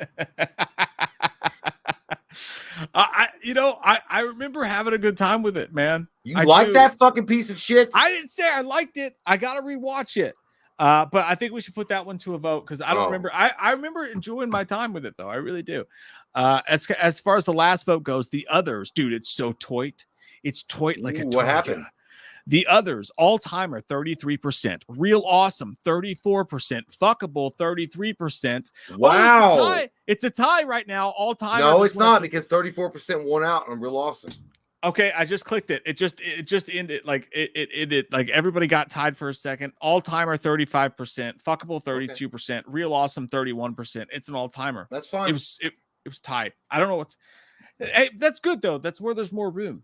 No, I'm glad you guys decide. I mean, like I said, like it's great. It's like reading a 1,000-page Stephen King novel, and there's finally a payoff. Like, yes, I knew it. I knew I was gonna read these 999 pages of bullshit exposition, and I was gonna get the one payoff that made this movie worth it. Yeah. To be honest, though, that's true. Because if you watch that movie, you're like, this is like fucking fried green tomatoes. Like it's a bunch of drama and shit. And then wasn't Nicole Kidman in that movie? Yeah, no, I don't know. And then it's like, oh, they're ghosts. That's crazy. That's crazy, bro. I just want to, for anybody listening on the podcast or for anybody that just tuned in, I just want to let you know that we're sort of unhinged right now. I think we're probably usually better than this, but we're hanging on by a fucking I feel like a little worm on a big fucking hook. Well, we're doing good, man. What are you talking about? We're doing the normal shit. Okay, thanks for letting me know. I felt a little bit skittish totally for a second. normal. I was worried. Like it's normal. Okay, good to know. Good to know. Thank you. We're the same mediocre assholes we've always been. I promise. I'm drunker than I'm used to. Hey, yeah, you are drunk. I will say that. I can't believe you said that about that black fellow. Shut up, dude. I wouldn't say that. Don't fucking play with me. I'm kidding. I know. You know that I'm not that way. H2O, Halloween, H2O, 20 years later. We have ranked this before, but it's always been. Dude, I don't. You know what? I put it to the fucking vote. I don't even want to talk about it. We will debate till the end of fucking. I think Jay and I both say fucking fuckable. Die, dude. Hey, I think Jay and I both say fuckable and no better. I will. No I'll put it fuckable, but you want to put it real awesome. I know. I said fuckable. I just But said you want to fuckable, put it Jay. real awesome, though. No, I don't. No, I say fuckable. I think this movie is way overrated. Way overrated. Wow, dude. I've always said this. They don't show half the fucking kills. It's a Scream ripoff. Okay. The mask looks terrible through 90% of the goddamn movie. I love Jamie Lee Curtis when she fucking grabs that axe and it's like, Michael! And I love the ending of the movie, but they retconned it. I say fuckable. Yeah, it's fuckable. And it makes no sense, dude. They already had the perfect mask. They kept the fucking mask from Curse in the beginning of the movie when she was taking on John Jingleheimer. What the fuck was his name? Joe John. Joe John burned it down. Joe John, when he was taking on Joe, I was like, you already had a great fucking mask, and then they did an alien fucking look at that fucking picture, dude. that looks like a fucking substitute teacher with a problem. The knife looks like it's from fucking Power Rangers, dude. That's fucking Lord Zed's goddamn power stone. We'll let you guys vote on it, but in the case of the Black Christmas remake, they say fuckable 57%. Wow, okay. To 43%. I gotta go back and rewatch it because I do remember enjoying it in the theaters. It's stupid. So Black Christmas goes to fuckable. H2O is going to the vote. We're almost done here. We're almost through them all. We got a lot of your all's chats to get to, though. I feel we need to speed round really fast. Because H2O. I feel like H2O. You guys better fucking choose what we chose. Okay. Okay. So it's either real awesome or effable in the case of H2O. You guys vote, and I think if I'm not wrong, I think we may be through them all, dude. I think we did it. Christy. No, I did Christy because you haven't seen it before, right? Oh yeah, no, I did see that. You saw Christy? No, I fucked a girl named Christy. I Stop never fucking with me. No. We did them all. There's a vote. We have. What about Aftershock? Aftershock? I did that. Okay. Yeah, I did that. I did a couple. I knew you hadn't seen before. Yeah. All right. Good. Did we do? No, the road. Did you do the road? No, we missed the whole section. God damn it! Shit! Fuck! We gotta go through quick. All right, speed round. I've never seen the road, Jay. Where does it go? To me, it's real awesome. It's real awesome. All right, it's real awesome. I thought it looked boring as shit. You're boring. It's real awesome. All right, I'll stick the road in real awesome. How about they? I've never fucking seen it. It sucks my butt, Steve. I don't like it. It's boring. I don't like it. It's boring. It really is actually boring. It really is boring. You said, I don't like it. Stick it in the crammer. Stick it in the cram hole, LaFleur. It sucked, dude. They sucked, dude. There's nothing good about that fucking movie. Oh fuck. Okay. All right. I'm gonna listen to you because I've never seen it. I need to watch it. It's not good. It's not good. Sucks my butt. Steve character story. Sorry, good. Wes. It's not good. All right. You guys are gonna get mad. It's not good. Wolf I don't Creek. know. I don't know nothing about it. I don't remember watching it. I don't know much about the weather. Wolf Creek to me is real awesome in that case. I think that it's gnarly. It's mean as fuck. It takes forever to get to the goddamn point. But goddamn, does it feel like you're really living a horror movie when you watch it. And that dude, the main dude in it is so fucking scary and so good. I'll put it in real awesome. She looks like when they decline my Amazon credit card. Where do I get my? I don't know how else. How do I get money? I guess I gotta fucking not pay income tax. Guys, we usually don't go this fast, but there's a lot of Dimension movies. So Wolf Creek's going into real awesome. Piranha 3D, I don't fucking remember it all. This was Alexander Aha's Piranha movie. Look at that girl on it. Is she naked? No. Oh shit. I mean, no, of course she's not. Skin. Their skin. The piranhas look like the crowd at a Papa Roach concert. Yeah, they do. Cut my life into pieces. I'd have to ask you guys in the crowd, so I'll put a vote to that. In the case of Halloween H2O, though, they say Halloween H2O is real awesome, 66 to 34%. They say fuck you, Mike and Jay. Yeah, well, you guys are fucking prone to scream shit. That's fine. I'll stick Piranha. That's fine, bro. I'll stick Piranha 3D. I'm starting to sound like that fucking one drunk guy that was like, that's fine, bro. If you want to like insult me, bro, you can. But I mean, just so you know, you're gonna call down thunder, bro. I put Piranha 3D to a vote. Let me go throw H2O in its rightful sploot. Now I get. There's a couple of here. What about H2O is Venom? nostalgic as fuck, Venom? man. Yeah, I did Venom. Okay. Have you ever seen that? No. Oh, okay. I didn't. I knew that was no, because I know the comic book character. I don't know. You're gonna feel my venom. New Venom.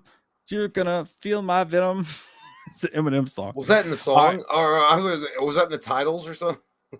In the movie? About Venom. No, Eminem wrote a song called Venom. Okay. Oh. I think we're almost there, dude. I think that's what's that one? Feast. Okay, we got Feast. Yeah, we did Feast. Oh, Teaching Miss Tingle. I think fuckable at best. Yeah, it's fuckable. I liked it a lot. Katie Holmes was extremely fucking hot in that movie. Yeah, and I like that it was directed by Kevin Williamson, but goddamn, did it go fucking nowhere? It did. You know what? I feel like they were trying to do a very very intellectual type of horror movie, and it just failed. Yeah, but shout out for having Eve 6 on the soundtrack, and the first half of the movie was awesome, but that goes into fuckable. And dude, I think, oh my god, what's this one? Oh, The Crow Salvation. Get out of my face, fucking Steve. Yeah. Kirsten Dunst as the Crow. I know she wasn't the Crow, but get still, the fuck out of here. I never want to see you again. Go suck Satan's taint. Get in there. That's where you belong. Just call him shoe shine. I don't even want to talk about it. Okay, look, if you ever watch The Crow after City of Angels, you enjoy pain. You enjoy that on purpose. Did you ever watch 47 Meters Down? I didn't. Do it look like I do? Do it look like I do? I never saw it either. Maybe more than that. Oh my god, dude. But it's directed by Johannes Garanisberg, who's done a lot of shit. He's like the new Rennie Harlan.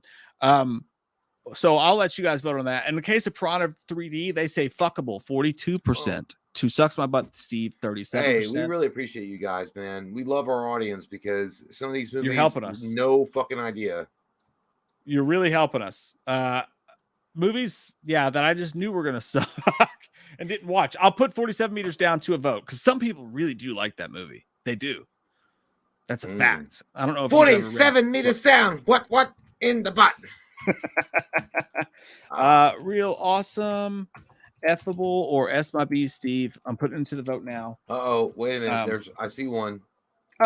Once upon a time in Mexico. Here comes the hammer. Yeah. I you know what, to be honest with you, man, it's never been a Desperado for me. It was not Desperado. It was not Desperado. Fuckable. Yeah, but I almost want to put it in Sucks My Butt because it wasn't that good. It wasn't, but I thought it was. I mean, it wasn't bad.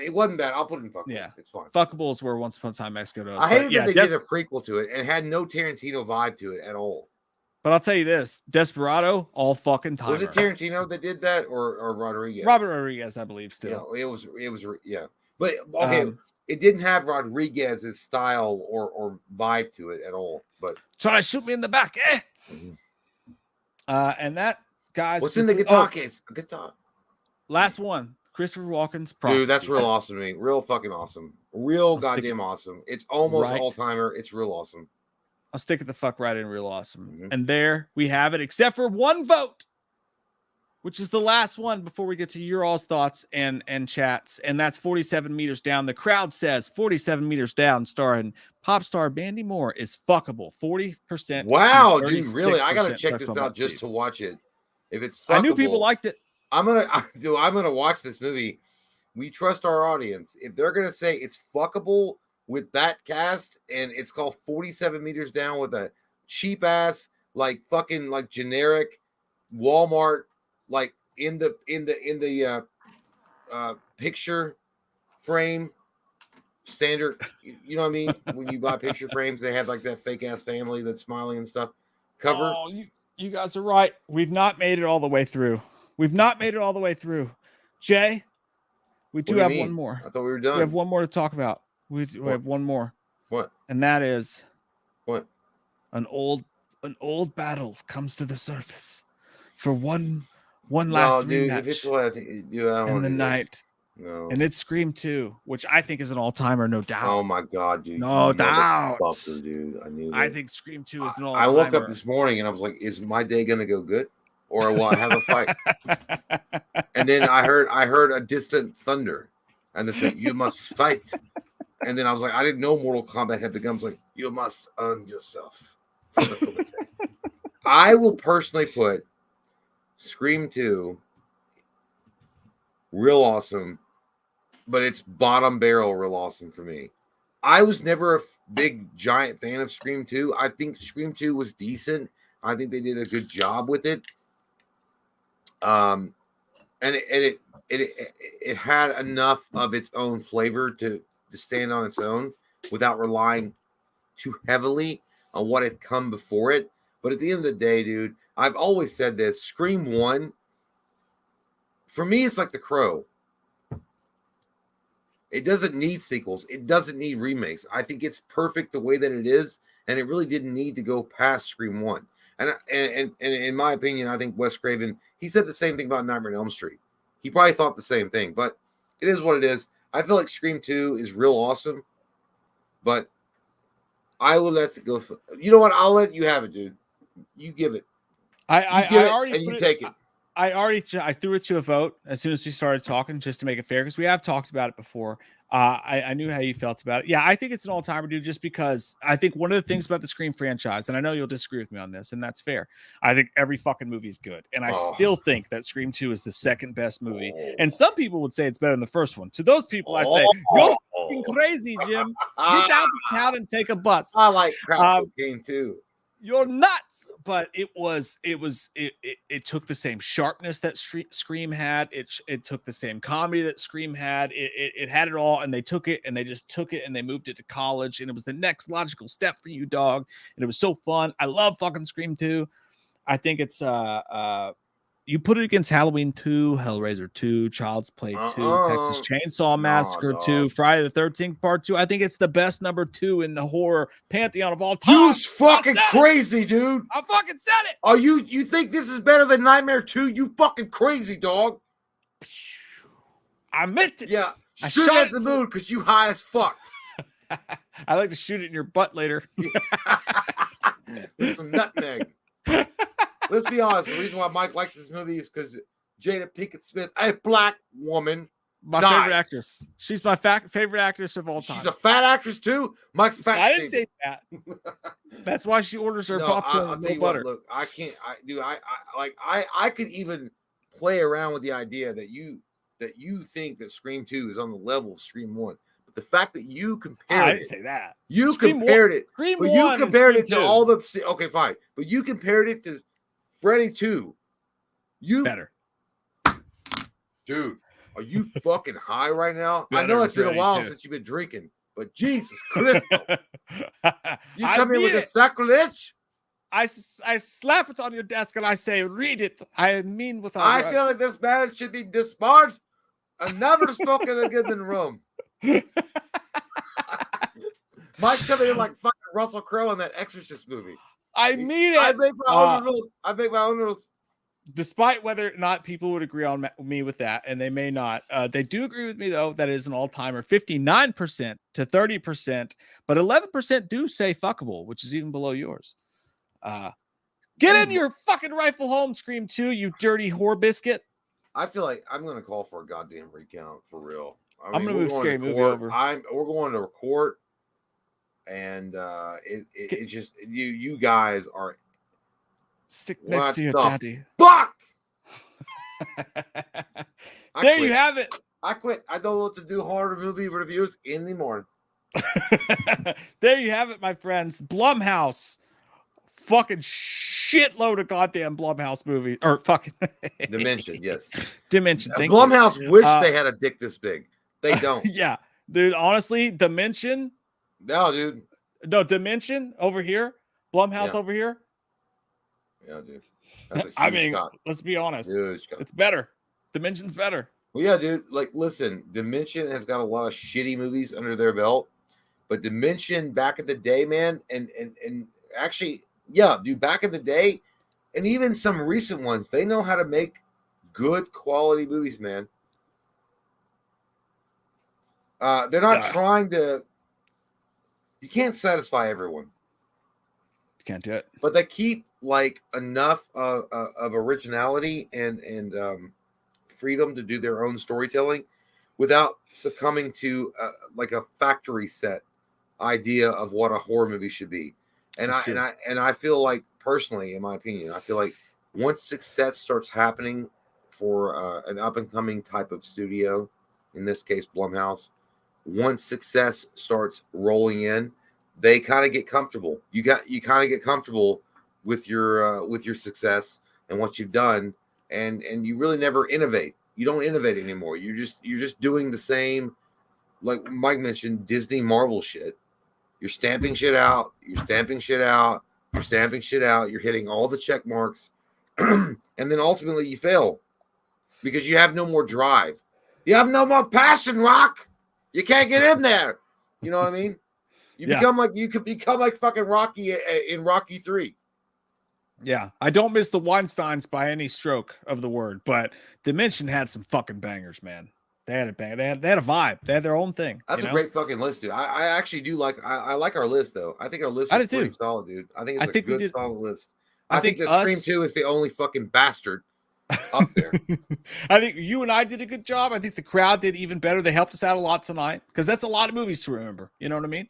So we lean on you guys to make the show entertaining, and we appreciate it for sure. You want to take one more PP? Yeah, I'm gonna take one more PP. I'll come back and finish this up with Stone. Hey, what was the last super chat you read? Oh, he didn't even wait for me. He just dipped out. The Dipmeister, the Dipmaster 5000. I don't know where Jay left out on the fucking things.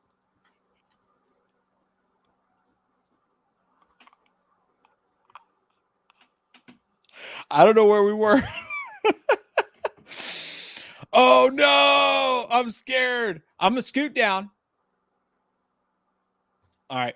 If I do read another one twice, fuck it. Austin, yes, I'm definitely afraid of rubber spiders on the strings. I'm a little sensitive about it. You scared of spiders? You scared of rubber spiders? You scared of rubber spiders on the strings? Gotta love that line from that movie. Sean Higginbotham says this channel is amazing. Never stop Higginbotham out. Thanks, man. We won't because we don't have any fucking choice. And not just that, but we love doing it. We love hanging out with you guys. We're having the time of our lives over here. I don't know if you can tell. I hope you can. Michael Parton heard Five Nights at Freddy's going to be 3 hours. That's fucking stupid. I heard that too. That's fucking stupid, Michael. I saw the trailer for that. I don't think there was an hour and a half worth of fucking content there. I hope it's fucking great, but goddamn, I saw nothing in that trailer that made me go, that looks like it's going to excite me at all. Real Michael Myers, you guys look way different on stream than through your bedroom windows. Well, that's because through our bedroom windows, you can see our guts. And we purposely keep those below the film. Duh. Come on. Sinister Creation's been catching up on old Wham vids. Now all I hear is Loomis yelling at the stuff I find dumb. Makes the day go by quick. Hey, that's what we're here for, man. I'm sick of these fucks. You go, I'm sick of these two pieces of shit. Guess what? We're going to keep doing shit. And then eventually you go, I'm going to go back. Ton of stuff for you to catch up to. I'm glad we can help you through work day, my friend. Ed Boy Movie says, dudes, I LOL'd at the interview with Sean Connery at a League of Ex-Gentlemen premiere. Lead of Extraordinary Gentlemen, if you don't know. And his response to an interview with the dumb question was, are you wearing a jock strap?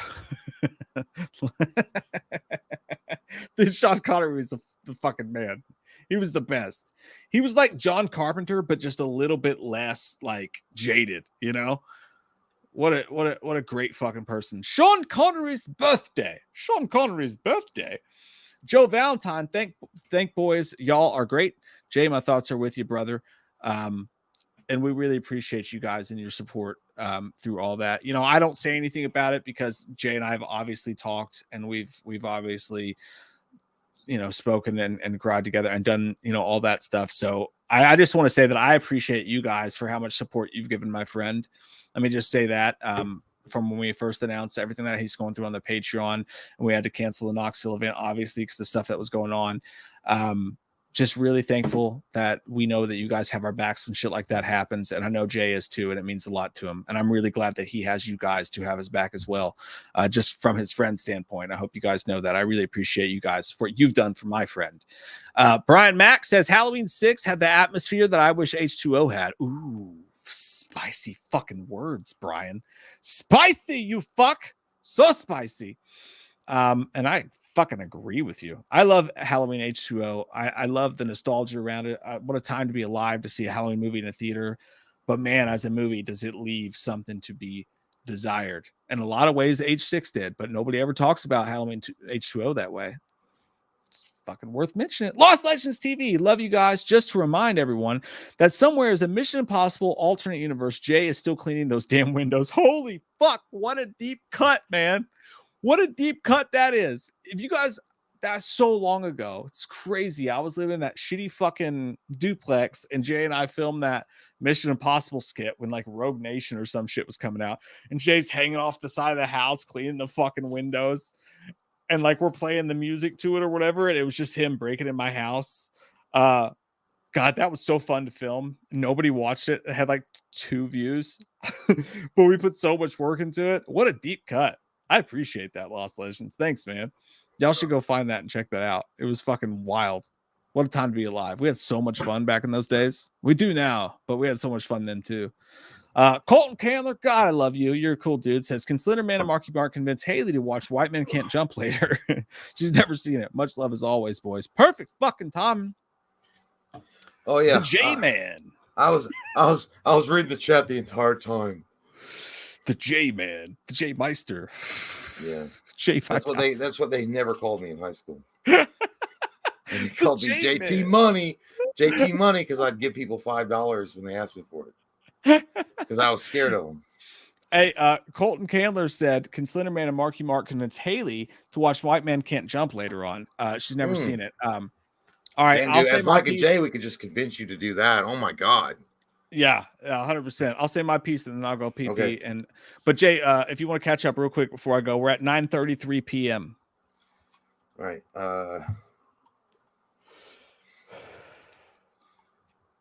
This has been a killer stream, guys. Thank you guys for sticking out. Like, we got them done, dude. Yeah, man. I feel like Frank in old school. It's like, I'm having a great time. It's like, Frank, everybody had a great time. I know. You can tell. Is KFC open? Not okay. So all right. So Colton. Yeah. Okay, Listen, Haley, all you got to do is just sit down with your boyfriend Colton and watch this movie. It's a great movie about how a white man and a black man can come together and they can play basketball and be best friends. Sometimes they fuck each other over, just like we do in my show Entourage. Haley, you got to watch that show while you're eating a turkey. But Colton will make a couple turkey burgers. All right, you watch King and the Duck. The King and the Duck. You got to do it. They can outrun the wind.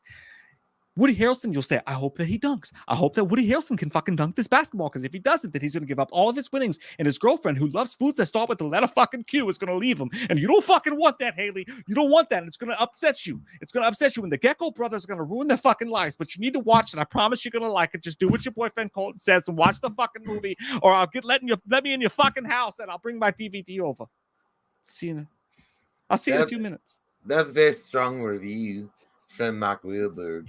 Very strong review. Your name is Haley, right? Haley, you. Let me tell you something, Haley. Okay, this movie about comedy, and there's a lot of comedy going on in this film. Lots of comedy, and it's very enjoyable to watch Woody Harrelson and Wesley Snipes play off each other. But there's something more about it. There's a strong sense of friendship that develop out of this film as well. They come from opposite ends. They both do, Wesley Snipes and Woody Harrelson character. And through the game of basketball, they find common ground. Right? And it's so wonderful what happened at the end of the film. True friendship bloom like rainbow after a thunderstorm. So you must watch this, okay? You must watch this because me feel like white men can't jump. At the end of the day, it's a wonderful story of friendship. You must watch.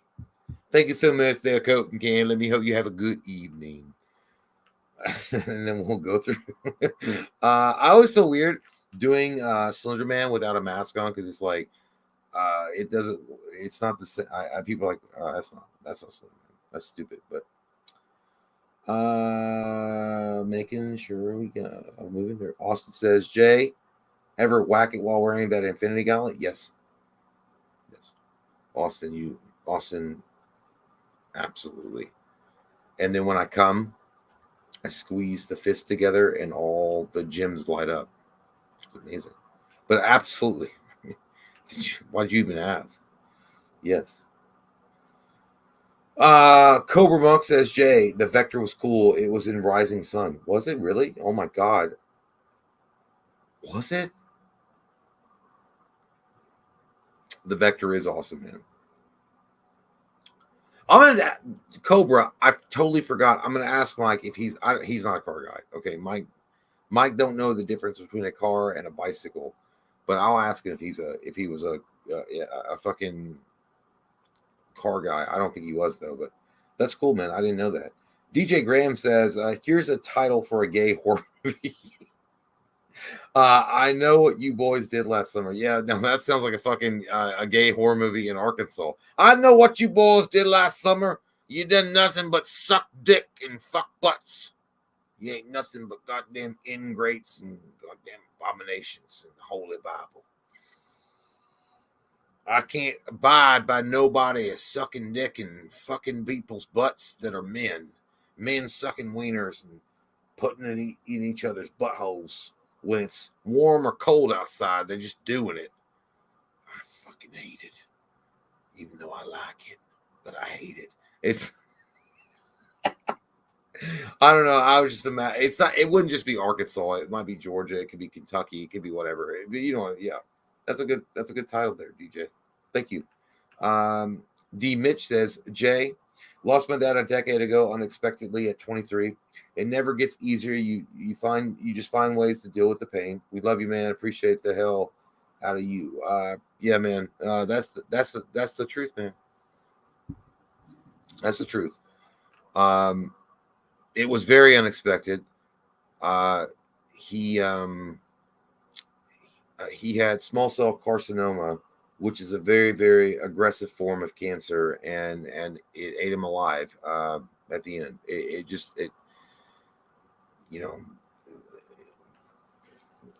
was really awful. But you're right. It doesn't get easier. You just have to find a way to fight through it. But I will say, don't smoke. I'm working on that myself now, especially. I'm trying to get rid of that nasty habit. It's a terrible habit. It's disgusting. It's a shill job by corporations to get you addicted to it 100% and to keep you addicted, and they don't care if it kills you. And dad, my dad, he was a heavy ass smoker, like 3.5 packs a day, Pall Malls. Before that, it was Marlboro, it was Marlboro Ultralights, and then before that, it was Durrells, or maybe it was after, but yeah. But it came on like a fucking hurricane, dude, and there was no stopping it. And seeing him like that at the end was fucking awful, dude. Like, just don't start smoking. But yeah, absolutely. It gets easier. You just gotta stay strong. And time does heal. I lost my mom 2 years ago in July, and then I lost him last week. But yeah, you just gotta get through it, man. You gotta be grateful for what you have and focus on the good parts of life and the good memories and that's it. But I appreciate you, D-Mitch. Appreciate that. Moving. Oh, you're back. Hi. I activated myself. I met I met Jack Ryan Boyd at 10:09. 10:09. Where are you? Do you know where your children are? I don't. Actually, I do. I'm gonna have some sex later with a dude, and then I'm gonna blow in him, and we're gonna have 2 kids, twins, a butt baby, and then we'll name them Jay and Mike, and they'll start a YouTube channel. It'll be the best. Yeah, All right. It sounds like Junior, the sequel. Jack Ryan Boy split real awesome into like awesome and real awesome. A lot of love. You did a lot of things there, Jack. Oh, what are you talking about there, Jack? Oh, he's saying the tiers split them into real awesome into like I awesome get it. and I less. get it. Yeah. Yeah, I think I will. I think it's time to add a new tier. I do think. I think We that's have to. good I think advice. at this point we have to. For sure. We're evolving. We're growing as men and women. Michael Parton, what's up, dude? Thank you, man. I can go on a rant about how much I hate Wonder Woman 84 and why I think it's the worst of the DCU. I really wanted them to get rid of Patty Jenkins because she didn't write the first movie, but Zack Snyder did. Yeah, you have a strong argument there, Michael. Much like a dick, it's very strong when you're horny. But yeah, you are right, Well, man. And a lot of people will forget that. Oh. That Zack Snyder was the first Wonder Woman movie, which again, Mike and I weren't mega fans of. And I actually did enjoy Wonder Woman 84 just for the fact that it was more straight to the point no faking. They didn't try to do like a very long drawn out thing with Themyscira and her origin story and all. And I get why that's important, but I feel like Wonder Woman, the original, was just so fucking long, dude. But Wonder Woman versus 84 Wonder Woman, I could see you could definitely tell that different directors and creative writers were working on that versus, you know what I mean? Like it didn't have the same vibe, I guess. Yeah, but I get you. Yeah, I think Jay and I both like Wonder Woman 84 better than most, but like I get why people didn't like it too. There's a lot of holes in there. Look at Mike I spitting out his fucking smoke like he was badass in middle school. No big deal. I'm just smoking. No big deal. I'm just smoking, bro. It tastes like peaches. Hey, guess what? My mom buys me these cigarettes and I smoke them. These are totally legal, man. Austin, I'd love to see you guys interview Courtney Love and try to be positive break first. No, the first question, but like, you fucking murdered him, didn't you? Answer me right now. You did. I know it. I gotta switch my battery. I'd be like, yeah, dude, that's true. Courtney Love. I'd be like, which duffel bag that you carry around do you put more of your heroin in? Is it the left or the right?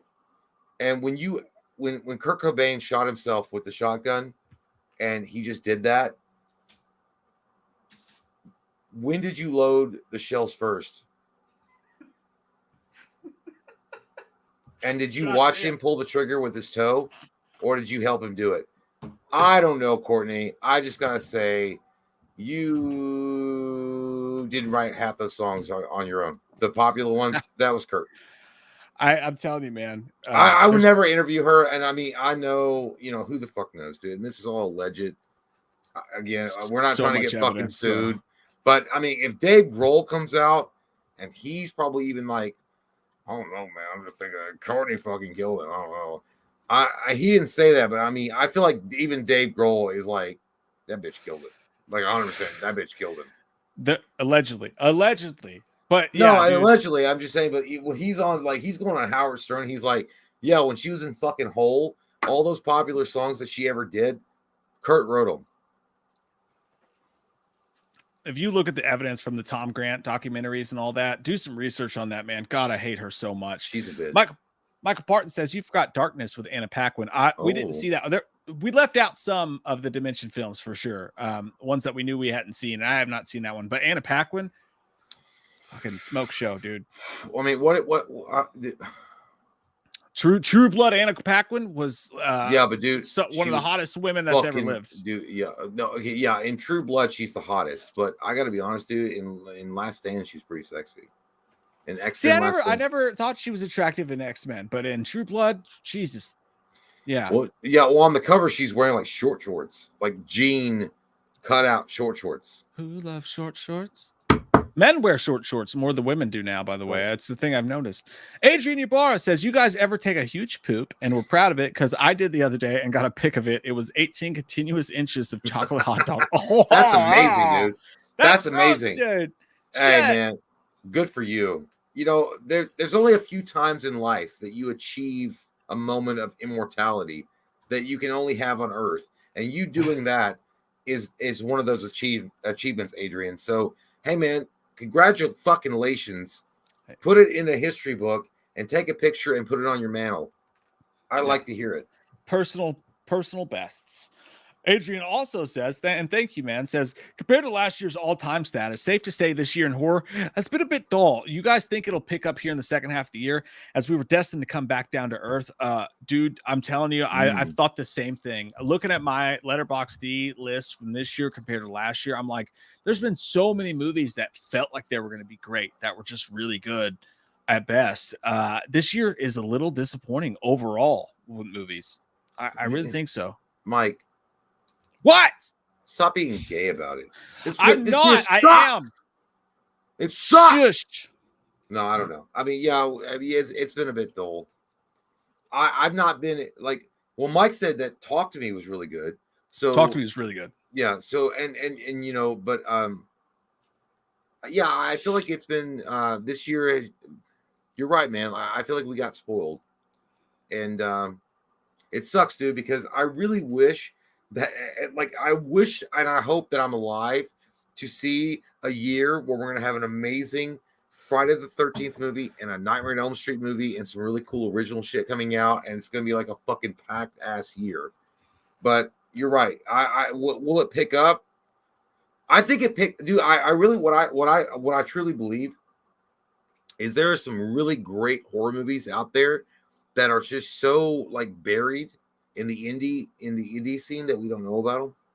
You know what I mean? Cobweb looked great. Good.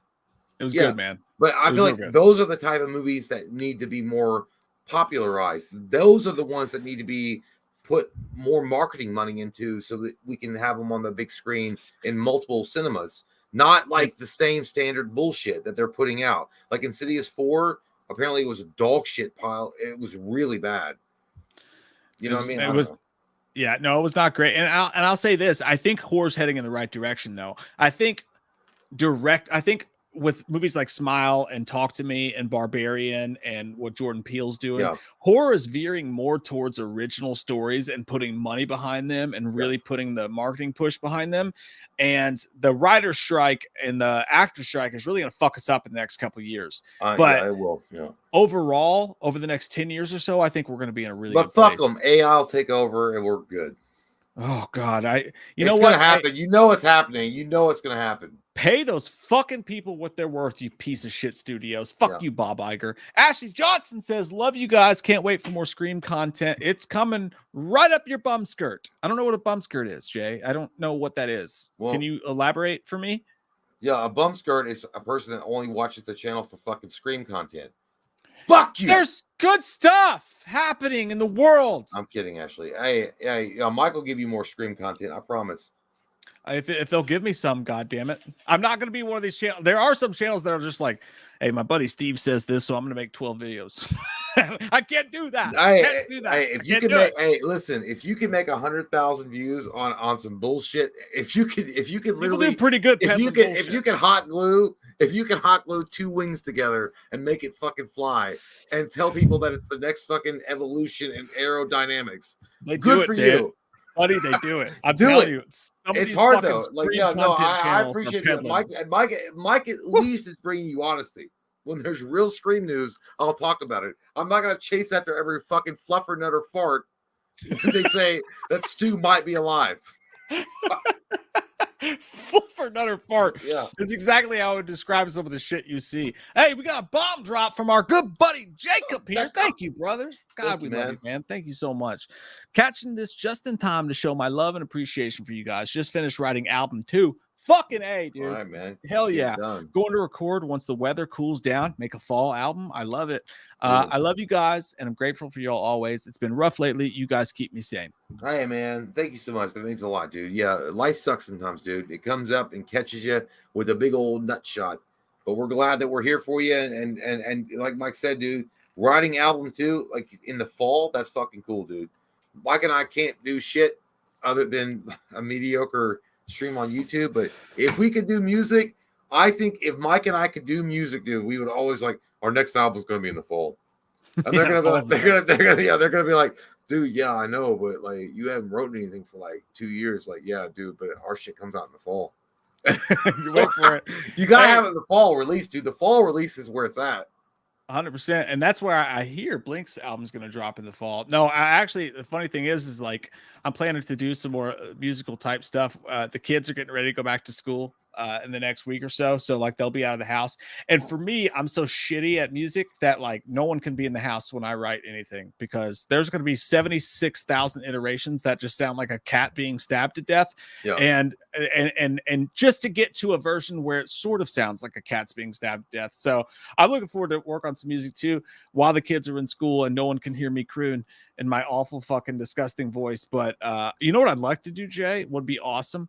And by the way, Halloween Horror Month coming up. We're getting ready to start work on that. And the next starting very soon, Jay and I are going to start working on Halloween Horror Month. Because we got to, mister. Why? Because I gotta. It's going to be so good. I'm so excited. Fall's coming. It's fucking happening, my friends. Yeah, dude. I can't wait to get through fucking shitty summer. I fucking hate summer, dude. I love summer. God but damn, I do dude. love fall. You're not a fucking Halloween guy then. Fuck you. That guy's not real. I'm getting off this plane. Hey, dudes, and ladies, that's the show tonight. Oh, we're done. We're there. We've reached the precipice of the cop. We have done it. Oh my god, man! And we actually did only 5 minutes over. I actually thought we would finish up. Well, no, actually, when I saw it was fucking Blumhouse movies, or not Blumhouse, but Dimension movies. Like, yeah, it's not gonna be like early. But I will say, yeah, dude, what a great show! What an awesome comeback! You guys been great the entire time. We really appreciate it. All your donations and your love and your support, and specifically about Dad. For me, you guys have been awesome and very supportive, and thank you guys. And it's never easy, and so many of you have said that the same sentiment. You know, you got to go through what you got to go through, man. There's no rhyme or reason to it. When it happens, death sucks, and you know, I would say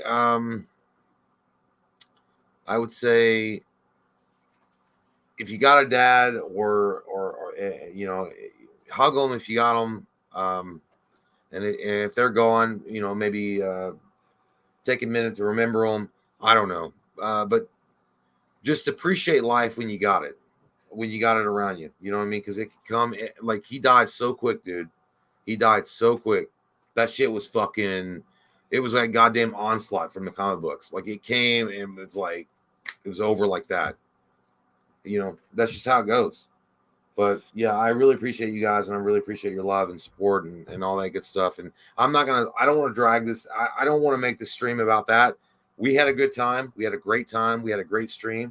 I had a lot of fun with you sexy fucks. And I'm going to say thank you again for supporting us and being the reason why we can do this full time. Thank you guys. 100%. And hey, thank you, dude, because I don't have to add anything to that. Jay and I have talked. You can add it to it, Mike. No, I don't need to. I don't know. You know how I feel, and you know, and all that stuff. This is, you know, I do just want to say though that two things. Very much appreciate you guys and how sweet you are to us, and how good you guys treat my friend, and how good you treat us when we go through times of need and stuff that happens. And also, I want to say that this happened, as Jay said, so fast, and it was all so horrible and awful, and nothing that you wish on anybody, especially your best friend. But I will say that the fact this happening so soon, and Jay being the one to want to be like, no, I want to do a stream super soon, like as soon as I can, like very soon, I want to get back to doing it, says so much about what you guys mean to us. And there was never a conversation about that. It was just what Jay wanted to do. And to me, that says so much about how fun this is for us, and how you guys, whatever you guys are so kind and always telling us what we mean to you and how we help you guys through rough times. And this is just an exact mirror of that. Jay wanting to do the stream and wanting to get right back into it right off the heels of this stuff happening is just, it should tell you guys how much you guys mean to us too, how fun this is for us, and what an escape this is for us. And I'm glad that you guys are here for my friend, and I really appreciate it. Yeah, man, you guys are like family to us. You really are. Yep. You know, and sometimes you don't even have the best family in real life, because at the moment I don't. And again, I'm not going to get into specific details, but I mean, there's a lot of bullshit going on right now, and which again, I understand. My dad just died, and there's a lot of grief going around, and people react to grief in a lot of different ways. But my real family, it's a very, very, very complicated, convoluted, bad situation. But you guys have always been a very you've been a rock for me and Mike, always, all our lives that we've been on been able to do this. And when we were able to do this full time, you guys definitely stepped up and helped us in a way that I can never repay you guys. But yeah, I wanted to get back, and like for me, doing this shit, even in the worst of circumstances, is like coming home. It's like goddamn Thanksgiving dinner, Christmas dinner, all that bullshit rolled into one. I don't know. I feel like we're all like gathered around a fucking bar or something, and we're all like shouting, like, "You dumb shit! You thought Scream 2 is on the same level as Freddy 2? You dumb mother," you know what I mean? But you know, it's all fun and stuff. But yeah, man, when the real shit hits, I'm really happy, and Mike is too, that we have you guys. So thank you guys so much for your continued support and patronage, and you know what, and some of you guys out there, if you guys don't know, we got a great Patreon page. It's full of good shit. If you guys don't know, I'm not trying to throw that shit at you guys and be like, oh, here's a fucking salesman pitch. I'm not. But there's a lot of cool shit that we do on that page. And if you guys like us and you love us, or even kind of like us, just at least check it out for a month. There's some good commentaries on there, man. There's like some cool, like only type of shit you can get on Patreon. Anyway, thank you guys for your support, and thank you for giving us a space to I don't know, just deal with stuff in a healthy way. Fucking A, man. I love you guys. We both love you guys. I love you, man. Jay and I are gonna go fuck. Yep. That's how we handle things. Or maybe done. Well, we fuck each other really hard, and we try to get it out that way, and that's what we're gonna do now. So if you hear the angels crow and the light of the moon gets a little brighter, you'll know that we came. Yep. There'll be a new star in Bethlehem. Blessed are they who come to my supper. Yes. Yeah, I'm going to hell now. Bye. Oh, Jesus Christ.